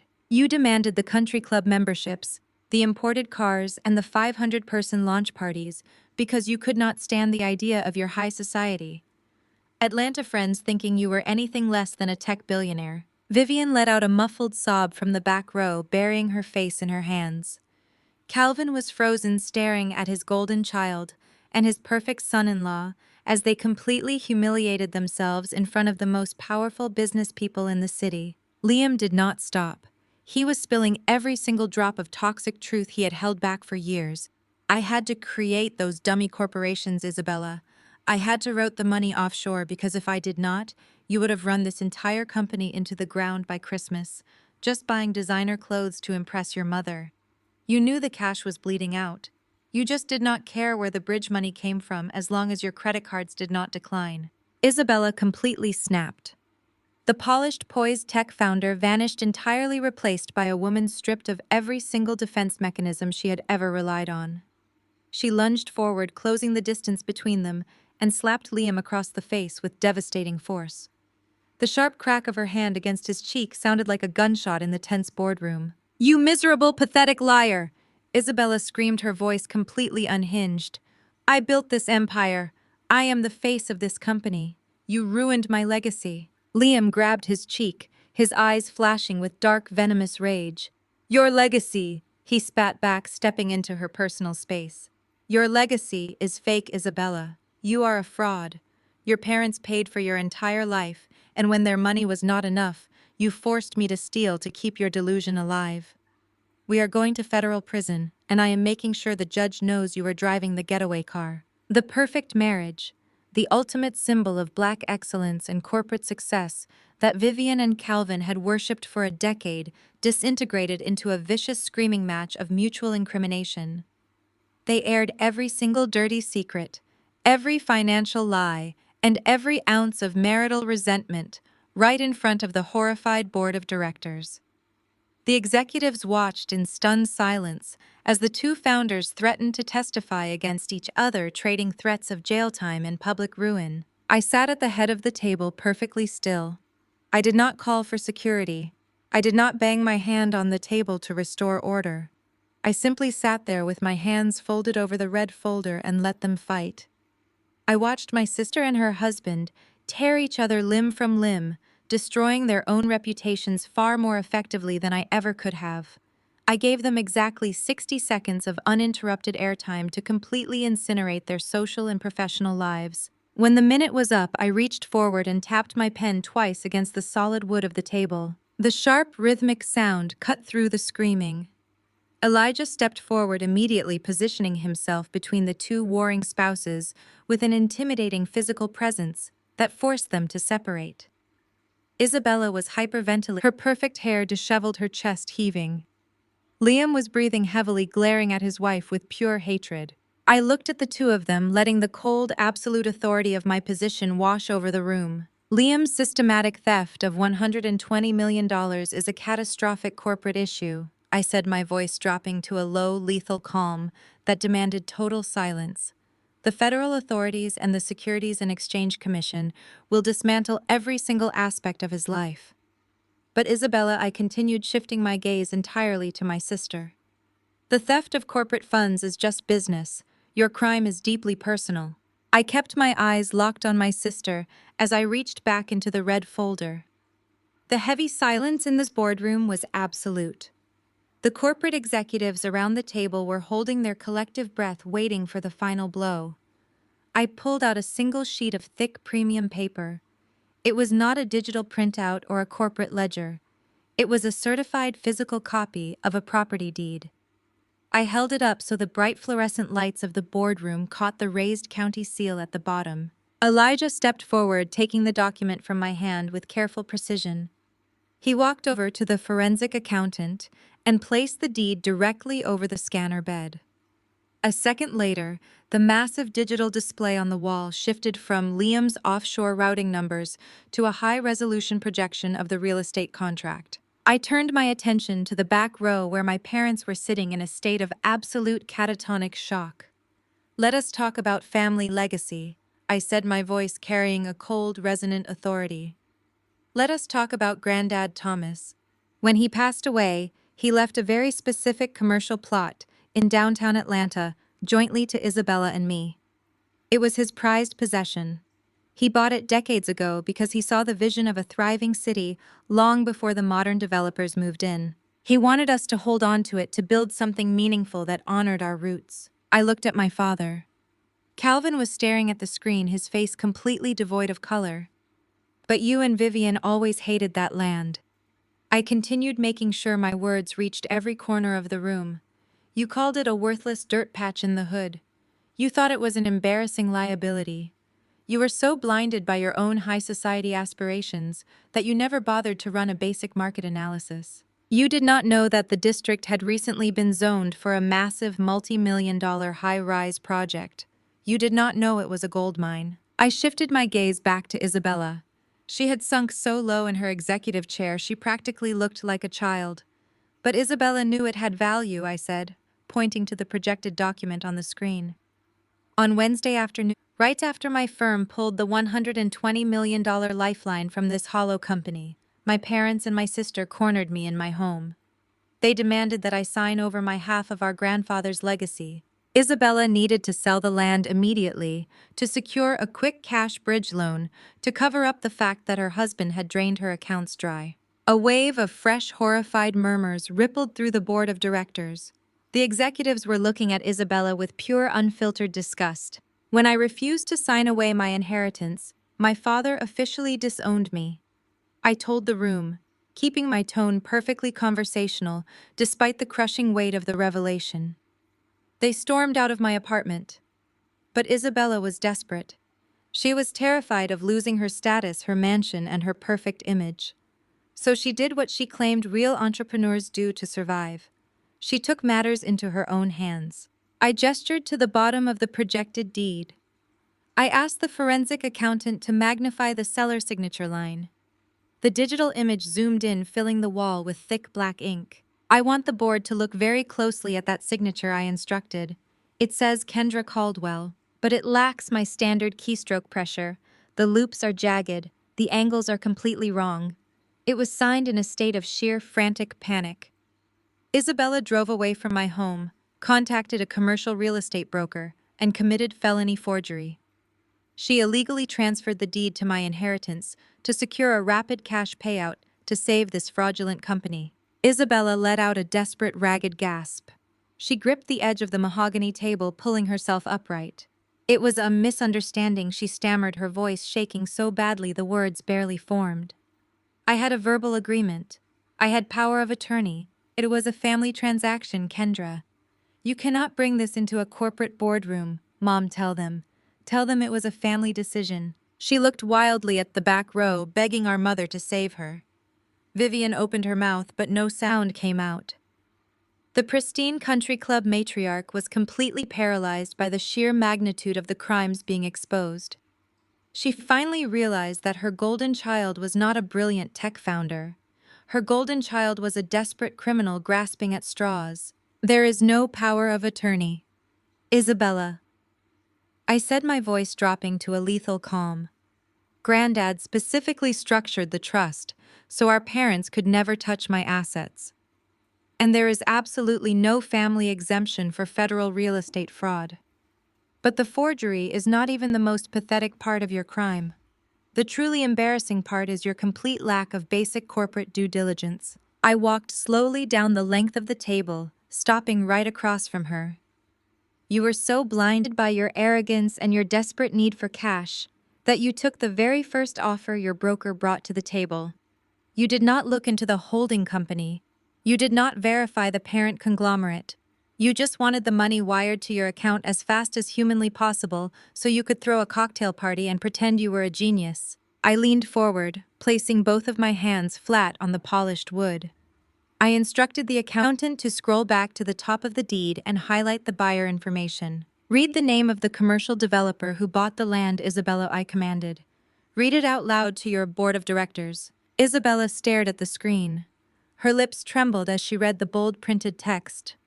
Titan Commercial Developments, she whispered, the words barely audible. Speak up, I demanded, my voice echoing sharply. Titan Commercial Developments. Isabella repeated, a tear finally spilling over her lashes and cutting a wet track through her perfect makeup. I stood up straight, adjusting the cuffs of my tailored blazer. Titan Commercial Developments is a regional urban renewal subsidiary, I explained to the captivated room. It is a direct operational branch of Titan Holdings, my parent company. I watched the realization hit her like a freight train. Her eyes widened to the point of tearing, and she let out a low, agonizing sound of pure defeat. You sold my land to Titan Holdings, I said, delivering the final devastating blow. You committed felony forgery to sell my own land back to me. The board members sat in stunned, absolute silence. The sheer poetic justice of the trap was undeniable. Isabella had tried to outsmart the very person who controlled the entire board. She had financed her own destruction. You set me up, Isabella sobbed, shaking her head frantically. You knew I was desperate. You wired the money. You tricked me. I did not trick you, Isabella. I gave you enough rope to hang yourself, and you happily tied the noose, I replied. I could have frozen the transaction on Thursday while it was sitting in the escrow holding period. My analyst flagged the forged signature immediately. But if I had stopped it, then you would have claimed ignorance.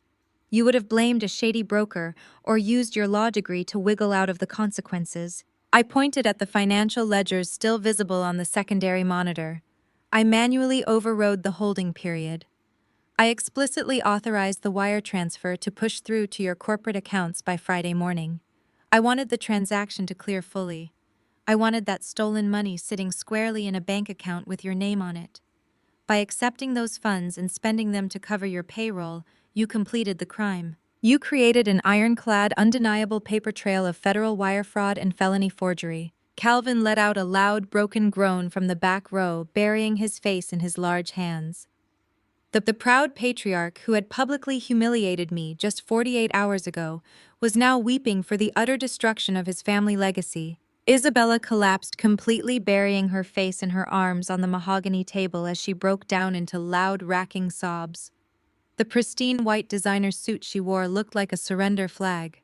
The brilliant tech founder facade was permanently shattered. I looked around the boardroom, meeting the eyes of the remaining executives. The business portion of this meeting is officially concluded, I announced, my tone completely devoid of emotion. As the majority shareholder and the acquiring entity, I am executing an immediate hostile liquidation of Orasync. This company no longer exists. I turned my gaze back to the weeping figures of my sister and her husband. Liam was still slumped against the frosted glass wall, looking entirely catatonic. Because the scale of the embezzlement and the wire fraud crosses state and international lines, I was legally obligated to report the findings to the appropriate authorities, I said, packing the red folder back into my leather briefcase. Federal authorities have already been supplied with Liam's complete offshore routing records and Isabella's forged real estate deed. I picked up my briefcase and looked dead at my sister. The FBI is waiting in the lobby. The heavy mahogany doors of the boardroom swung open for the third and final time that morning. 4 men and 2 women wearing dark windbreakers with federal agency crests, printed clearly across their chests, stepped into the room. The atmosphere, which was already suffocating, instantly turned into an absolute vacuum. The federal agents did not hesitate. They moved with swift, terrifying purpose directly toward the glass wall where Liam was still slumped. He did not fight. He did not offer any slick corporate excuses. The arrogant executive who loved to belittle my intelligence simply held out his trembling hands. The sharp metallic click of the handcuffs snapping shut around his wrists echoed like a final gavel strike through the dead silent room. Isabella pressed herself backward into her chair, hyperventilating so violently I thought she might actually lose consciousness. She watched in sheer, unadulterated horror as the agents marched her husband out of the boardroom and into the hallway. The lead investor at the table did not wait for the door to close before he stood up. He looked at me, his expression completely devoid of whatever respect he previously held for my sister. He formally proposed a motion for the immediate termination of the chief executive officer and the chief financial officer from all corporate entities associated with Orasync. The vote around the massive table was entirely unanimous. Every single hand went up without a fraction of a second's hesitation. Isabella was officially stripped of her title, her company, and her entire fabricated identity. That was the moment Vivian and Calvin finally broke out of their frozen catatonic shock. The reality of their golden child's complete destruction fractured the massive delusions they had built their lives upon. They scrambled out of their plush observer chairs in the back row and rushed toward the front of the room. Vivian was sobbing real heavy tears that completely ruined her expensive country club makeup. She reached out desperately, trying to grab my arm, but my security detail immediately stepped forward, forming an impenetrable human wall between us. Calvin stood right behind her, his massive frame shaking. His deep, booming voice was reduced to a pathetic, wavering plea. He called me sweetheart. He begged me to call off the federal agents and stop the liquidation. He pleaded with me to think about the family legacy, about the generational wealth we were supposed to be building, and about what the Black community in Atlanta would say when they saw our family dragged through the mud on the evening news. He swore we could handle this privately, that we could pull our resources together to pay back the money and save Isabella from federal prison. I looked at the 2 people who brought me into this world. I looked at the parents who had spent 35 years making me feel completely worthless, who had prioritized a fake image of success over their own daughter's well-being. I looked at them with absolute zero empathy. I did not feel anger anymore. I did not feel sadness or grief. I just felt empty and cold. I looked directly into my father's desperate eyes and reminded him of the vicious words he had screamed at me in my decoy apartment less than a week ago. You disowned me, remember? I said, my voice perfectly level and completely devoid of mercy. You looked me in the face and told me I was an embarrassment. You told me I was just a pretend entrepreneur. I am not ruining the family name Calvin. I am just doing what real business requires. Vivian dropped to her knees right there on the premium boardroom carpet, begging me to show some grace. She cried that they would lose absolutely everything if I did not stop the bleeding. She wailed that they had already taken out a massive second mortgage on the Buckhead estate to cover Isabella's fraudulent bridge loan. She expected me to feel pity. She fully expected the obedient, quiet scapegoat daughter to finally step up, fall in line, and rescue them from their own catastrophic mistakes. I stepped around the security guards, looking down at my mother. I told her we needed to talk about that second mortgage. I explained exactly how corporate debt acquisition functions in the real world. I told her that when Isabella committed felony forgery to secure that quick cash, she tied the collateral of their sprawling estate directly to a highly toxic asset. I explained that when I initiated the hostile liquidation of Orasync, my parent company Titan Holdings absorbed all of the outstanding corporate debt to settle the ledgers. I watched the blood completely drain from Calvin's face. His eyes widened as his brain caught up to the financial reality of what I was saying. I bought the lien on your house, I told them, my voice carrying to every corner of the room. You bet your entire empire on a liar and a thief, and you lost. I informed them that they had exactly 30 days to vacate the Buckhead estate. I told them that if they were not packed and entirely gone by the end of the month, I would personally send the county sheriff to evict them. I promised I would stand on the lawn and watch their designer clothes and expensive furniture be thrown out onto the street. Vivian let out a guttural, agonizing scream of pure defeat. Calvin stumbled backward, gripping the edge of a chair to keep himself from collapsing. Isabella was still weeping hysterically at the head of the table, completely broken and unable to offer a single word of defense. I did not offer them another second of my time. I turned my back on them and walked away.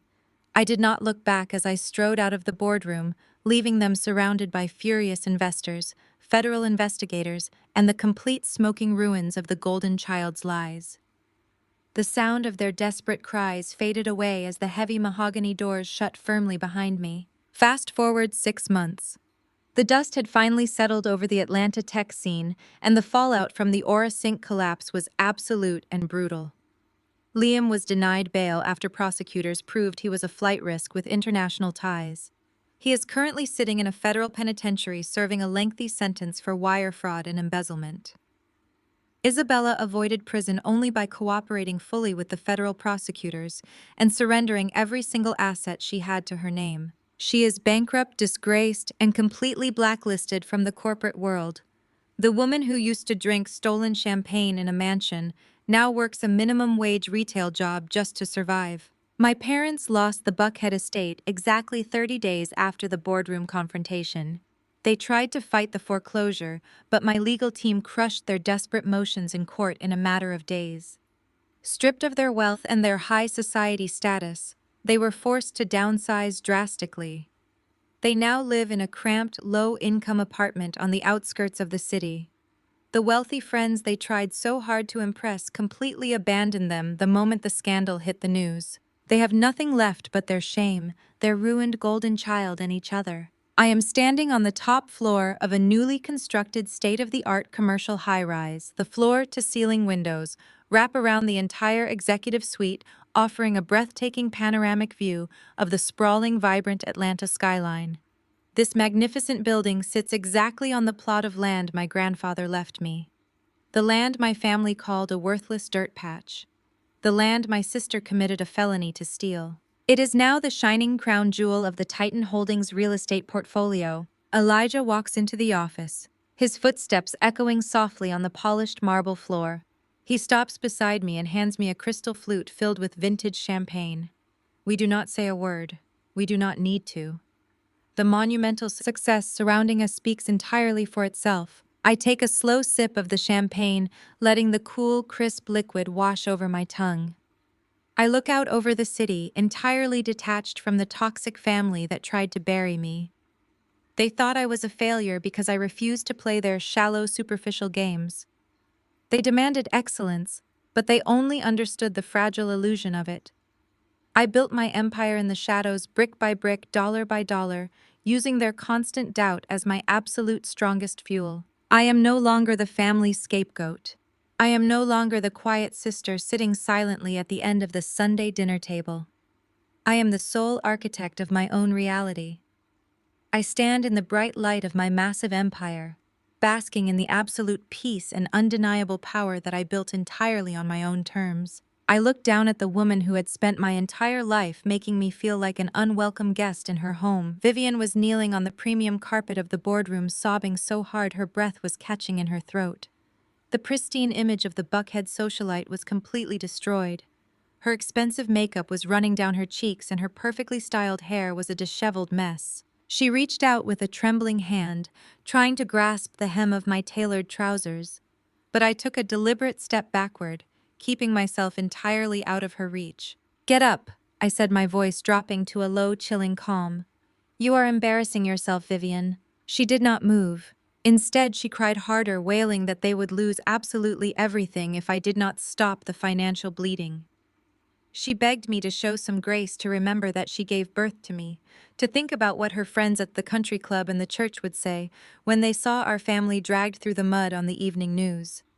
She expected me to feel pity. She fully expected the quiet, obedient scapegoat daughter to finally step up, fall in line, and rescue them from their own catastrophic mistakes. I signaled for my security guards to step aside, giving me a clear, unobstructed view of both of my parents. Calvin had rushed to Vivian's side, but he was too paralyzed by shock to help her off the floor. He just stared at me, his chest heaving, his massive ego completely fractured. "Let us talk about that second mortgage you took out," I said, ensuring my words carried across the dead silent room to where the remaining board members were watching. "I think it is time we discuss exactly how corporate debt acquisition functions in the real world." Calvin flinched as if I had physically struck him. When Isabella committed felony forgery to secure that quick cash, she needed a co-signer to expedite the bridge loan. I explained, my tone clinical and detached. She needed someone with heavy assets to back her play. And you two happily obliged. You were so eager to protect your golden child and her fraudulent illusion of black excellence that you tied the collateral of your sprawling estate directly to a highly toxic asset. You leveraged the house you worship to fund a company that had already been gutted by your favorite son-in-law. Vivian gasped, pressing both hands over her mouth.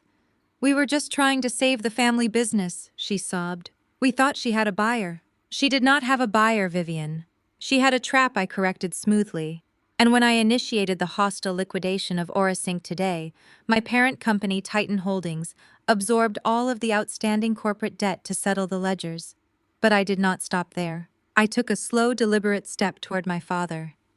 Calvin refused to meet my eyes, looking firmly at the floor. "I reached out to the private bank holding your second mortgage," I continued. "Banks absolutely hate toxic debt, especially when it is tied to federal fraud cases and impending FBI investigations. They wanted that liability off their books immediately. So I made them an offer. I bought the lien on your house for pennies on the dollar." Calvin finally snapped his head up, his eyes wide with sheer, unadulterated terror. The deep, booming authority he used to command the Sunday dinner table was reduced to a pathetic, wavering whisper. "You bought our debt?" he asked, his voice cracking. "I bought your debt," I confirmed. "I hold the mortgage on the estate. You bet your entire empire on a liar and a thief, and you lost everything." Vivian let out a guttural, agonizing scream of pure defeat. She slumped against Calvin, burying her face in his expensive suit jacket. Calvin stumbled backward, gripping the edge of an observer chair to keep himself from collapsing right beside her. "You have exactly 30 days, I announced, letting the absolute finality of my decision wash over them. "You have 30 days to pack your things and vacate the Buckhead estate. If you are not entirely gone by the last day of the month, I will personally send the Fulton County Sheriff to evict you. I will stand on the manicured lawn you love so much and watch your designer clothes and custom furniture be thrown out onto the street." "Kendra, please," Calvin begged, tears finally spilling over his eyelids. "We are your blood. We are your family. You cannot put your own mother and father out on the street." I looked at him with zero empathy. "You disowned me, remember? You stood in my apartment, looked me in the eye, and told me I was no longer part of this family because I refused to fund Isabella's ego. You called me a selfish disgrace. You told me I was just a pretend entrepreneur." I paused, letting the silence stretch out, allowing my words to twist the knife deep into his chest. "I am not ruining the family name, Calvin," I said, my voice devoid of any mercy. "I am just doing what real business requires." At the head of the boardroom table, Isabella was hyperventilating. She was clutching her chest, gasping for air, as the reality of her total destruction crushed the breath out of her lungs. Her husband was on his way to a federal holding cell. Her company was liquidated. Her reputation was permanently incinerated, and she had just single-handedly rendered our parents completely homeless. She tried to speak, to formulate one last desperate manipulation, but nothing came out except a dry, broken sob. I did not offer them another second of my time. I had delivered the invoice, and it was paid in full. I turned my back on my parents and my sister. I did not look over my shoulder as I walked toward the heavy mahogany doors. The sound of Isabella weeping hysterically and my mother wailing on the floor followed me down the aisle of the boardroom, but it sounded like nothing more than background noise. My security team fell in step behind me, matching my steady, rhythmic pace. Elijah opened the doors, holding them wide for my exit. I stepped out of the boardroom and into the bright, sunlit corridor, leaving them surrounded by furious investors and the complete smoking ruins of their fabricated lives. The heavy doors shut firmly behind me, sealing them inside their own self-made prison. 6 months passed. The rapid implosion of Aura Sync and the subsequent federal indictments sent a massive shockwave through the Atlanta business sector. The justice system moved with terrifying speed when presented with the meticulously documented paper trail my forensic accountants had handed directly to the Federal Bureau of Investigation. Liam did not get to use his corporate charm or his white privilege to negotiate a comfortable plea deal. The sheer scale of his offshore embezzlement, combined with his attempts to defraud a massive private equity firm like Titan Holdings, guaranteed a brutal sentencing. He is currently serving a mandatory minimum in a federal penitentiary, stripped of his tailored suits and his arrogant smirk. He will never work in finance again, and his name is permanently blacklisted across every global market. Isabella managed to avoid sharing a cell block with her husband, but her punishment was arguably worse for someone whose entire identity was tied to public perception. She avoided prosecution only by turning over every single piece of evidence against Liam and surrendering absolutely every asset she had to her name. Her bank accounts were frozen and seized. Her luxury vehicles were repossessed. The tech industry, which had previously lauded her as a rising visionary, dropped her instantly. She is a total pariah. No venture capitalist will take her calls, and no startup will hire a disgraced founder who committed felony real estate forgery to cover up a collapsing company. True to my word, I did not grant my parents a single day of grace regarding their estate. Precisely 30 days after the boardroom confrontation, my legal team executed the foreclosure. I had initially promised to stand on their manicured lawn and watch the sheriff remove their designer furniture. But when the day actually arrived, I realized they simply were not worth the fuel it would take to drive my car to Buckhead. I let the authorities handle the eviction with cold bureaucratic efficiency, stripped of their wealth and their high society status. Vivian and Calvin were forced to face the reality of the toxic bed they had made. They now live in a cramped, low-income, two-bedroom apartment on the outskirts of the city, with Isabella sleeping on their sofa. The wealthy country club friends they had tried so desperately to impress completely abandoned them the moment the scandal hit the local news. Vivian can no longer show her face at Sunday service without enduring the pitying whispers of the congregation. Calvin's booming, authoritative voice has been reduced to bitter, angry muttering within the thin walls of their apartment. They spend their days suffocating in a small space, blaming each other for the loss of their empire and mourning the golden child who turned out to be made of fool's gold. I have not spoken a single word to any of them since the boardroom doors closed. They are blocked on every device, and my security team intercepts any physical mail they attempt to send. The silence they left behind has been the greatest luxury my wealth has ever afforded me. I am currently standing on the top floor of a newly constructed state-of-the-art commercial high-rise. The floor-to-ceiling windows wrap around the entire executive suite, offering a breathtaking panoramic view of the sprawling, vibrant Atlanta skyline. This magnificent building sits exactly on the plot of land my grandfather left me. The land my parents called a worthless dirt patch. The land my sister committed a felony to steal because she lacked the vision to see what it could become. It is now the shining crown jewel of the Titan Holdings real estate portfolio. I named the building the Thomas Tower in honor of the only man in my family who ever believed I was capable of greatness. The heavy oak doors of my new office swing open, and Elijah walks in. His footsteps echo softly against the polished marble floor. He stops beside me, looking out at the city we have conquered together. He does not offer a long speech or a dramatic recap of our victory. We do not need to speak about the enemies we buried because the monumental success surrounding us speaks entirely for itself. Elijah simply hands me a crystal flute filled with vintage champagne. I take the glass, nodding my silent appreciation for his unwavering loyalty. I take a slow, deliberate sip of the champagne, letting the cool, crisp liquid wash over my tongue. I look out over the city, entirely detached from the toxic family that tried to destroy me. For my entire life, they demanded excellence, but they only understood the fragile, superficial illusion of it. They wanted proximity to power without doing the actual labor required to sustain it. They thought I was a failure because I refused to play their shallow games and seek their conditional approval. I built my empire in the absolute shadows, brick by brick and dollar by dollar. I used their constant doubt and their endless mockery as the ultimate fuel to construct a foundation so unshakable that their greed broke against it like glass. I am no longer the family scapegoat.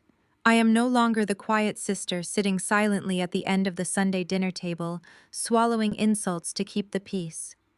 I am the sole architect of my own reality. I stand in the bright, warm light of my massive empire, basking in the absolute peace and undeniable power that I built entirely on my own terms. I raise my glass one last time to the horizon, and the screen fades to black exactly the way I want it. Stop playing pretend entrepreneur, my sister Isabella announced at our Sunday family dinner, her voice dripping with the kind of condescension reserved for foolish children. Your little online thing is not a real business. The entire table erupted into laughter. I just smiled quietly, wiped my mouth, and said, "Understood." What my arrogant sister and my dismissive parents did not know was that my little online thing was actually the shadow equity firm keeping her entire tech startup afloat. And by Wednesday morning, I would send a single email pulling my $120 million investment, plunging her perfectly curated life into absolute freefall. Before I continue this story, let me know where you are watching from in the comments below. Hit like and subscribe if you have ever had to stand up to family who underestimated your worth.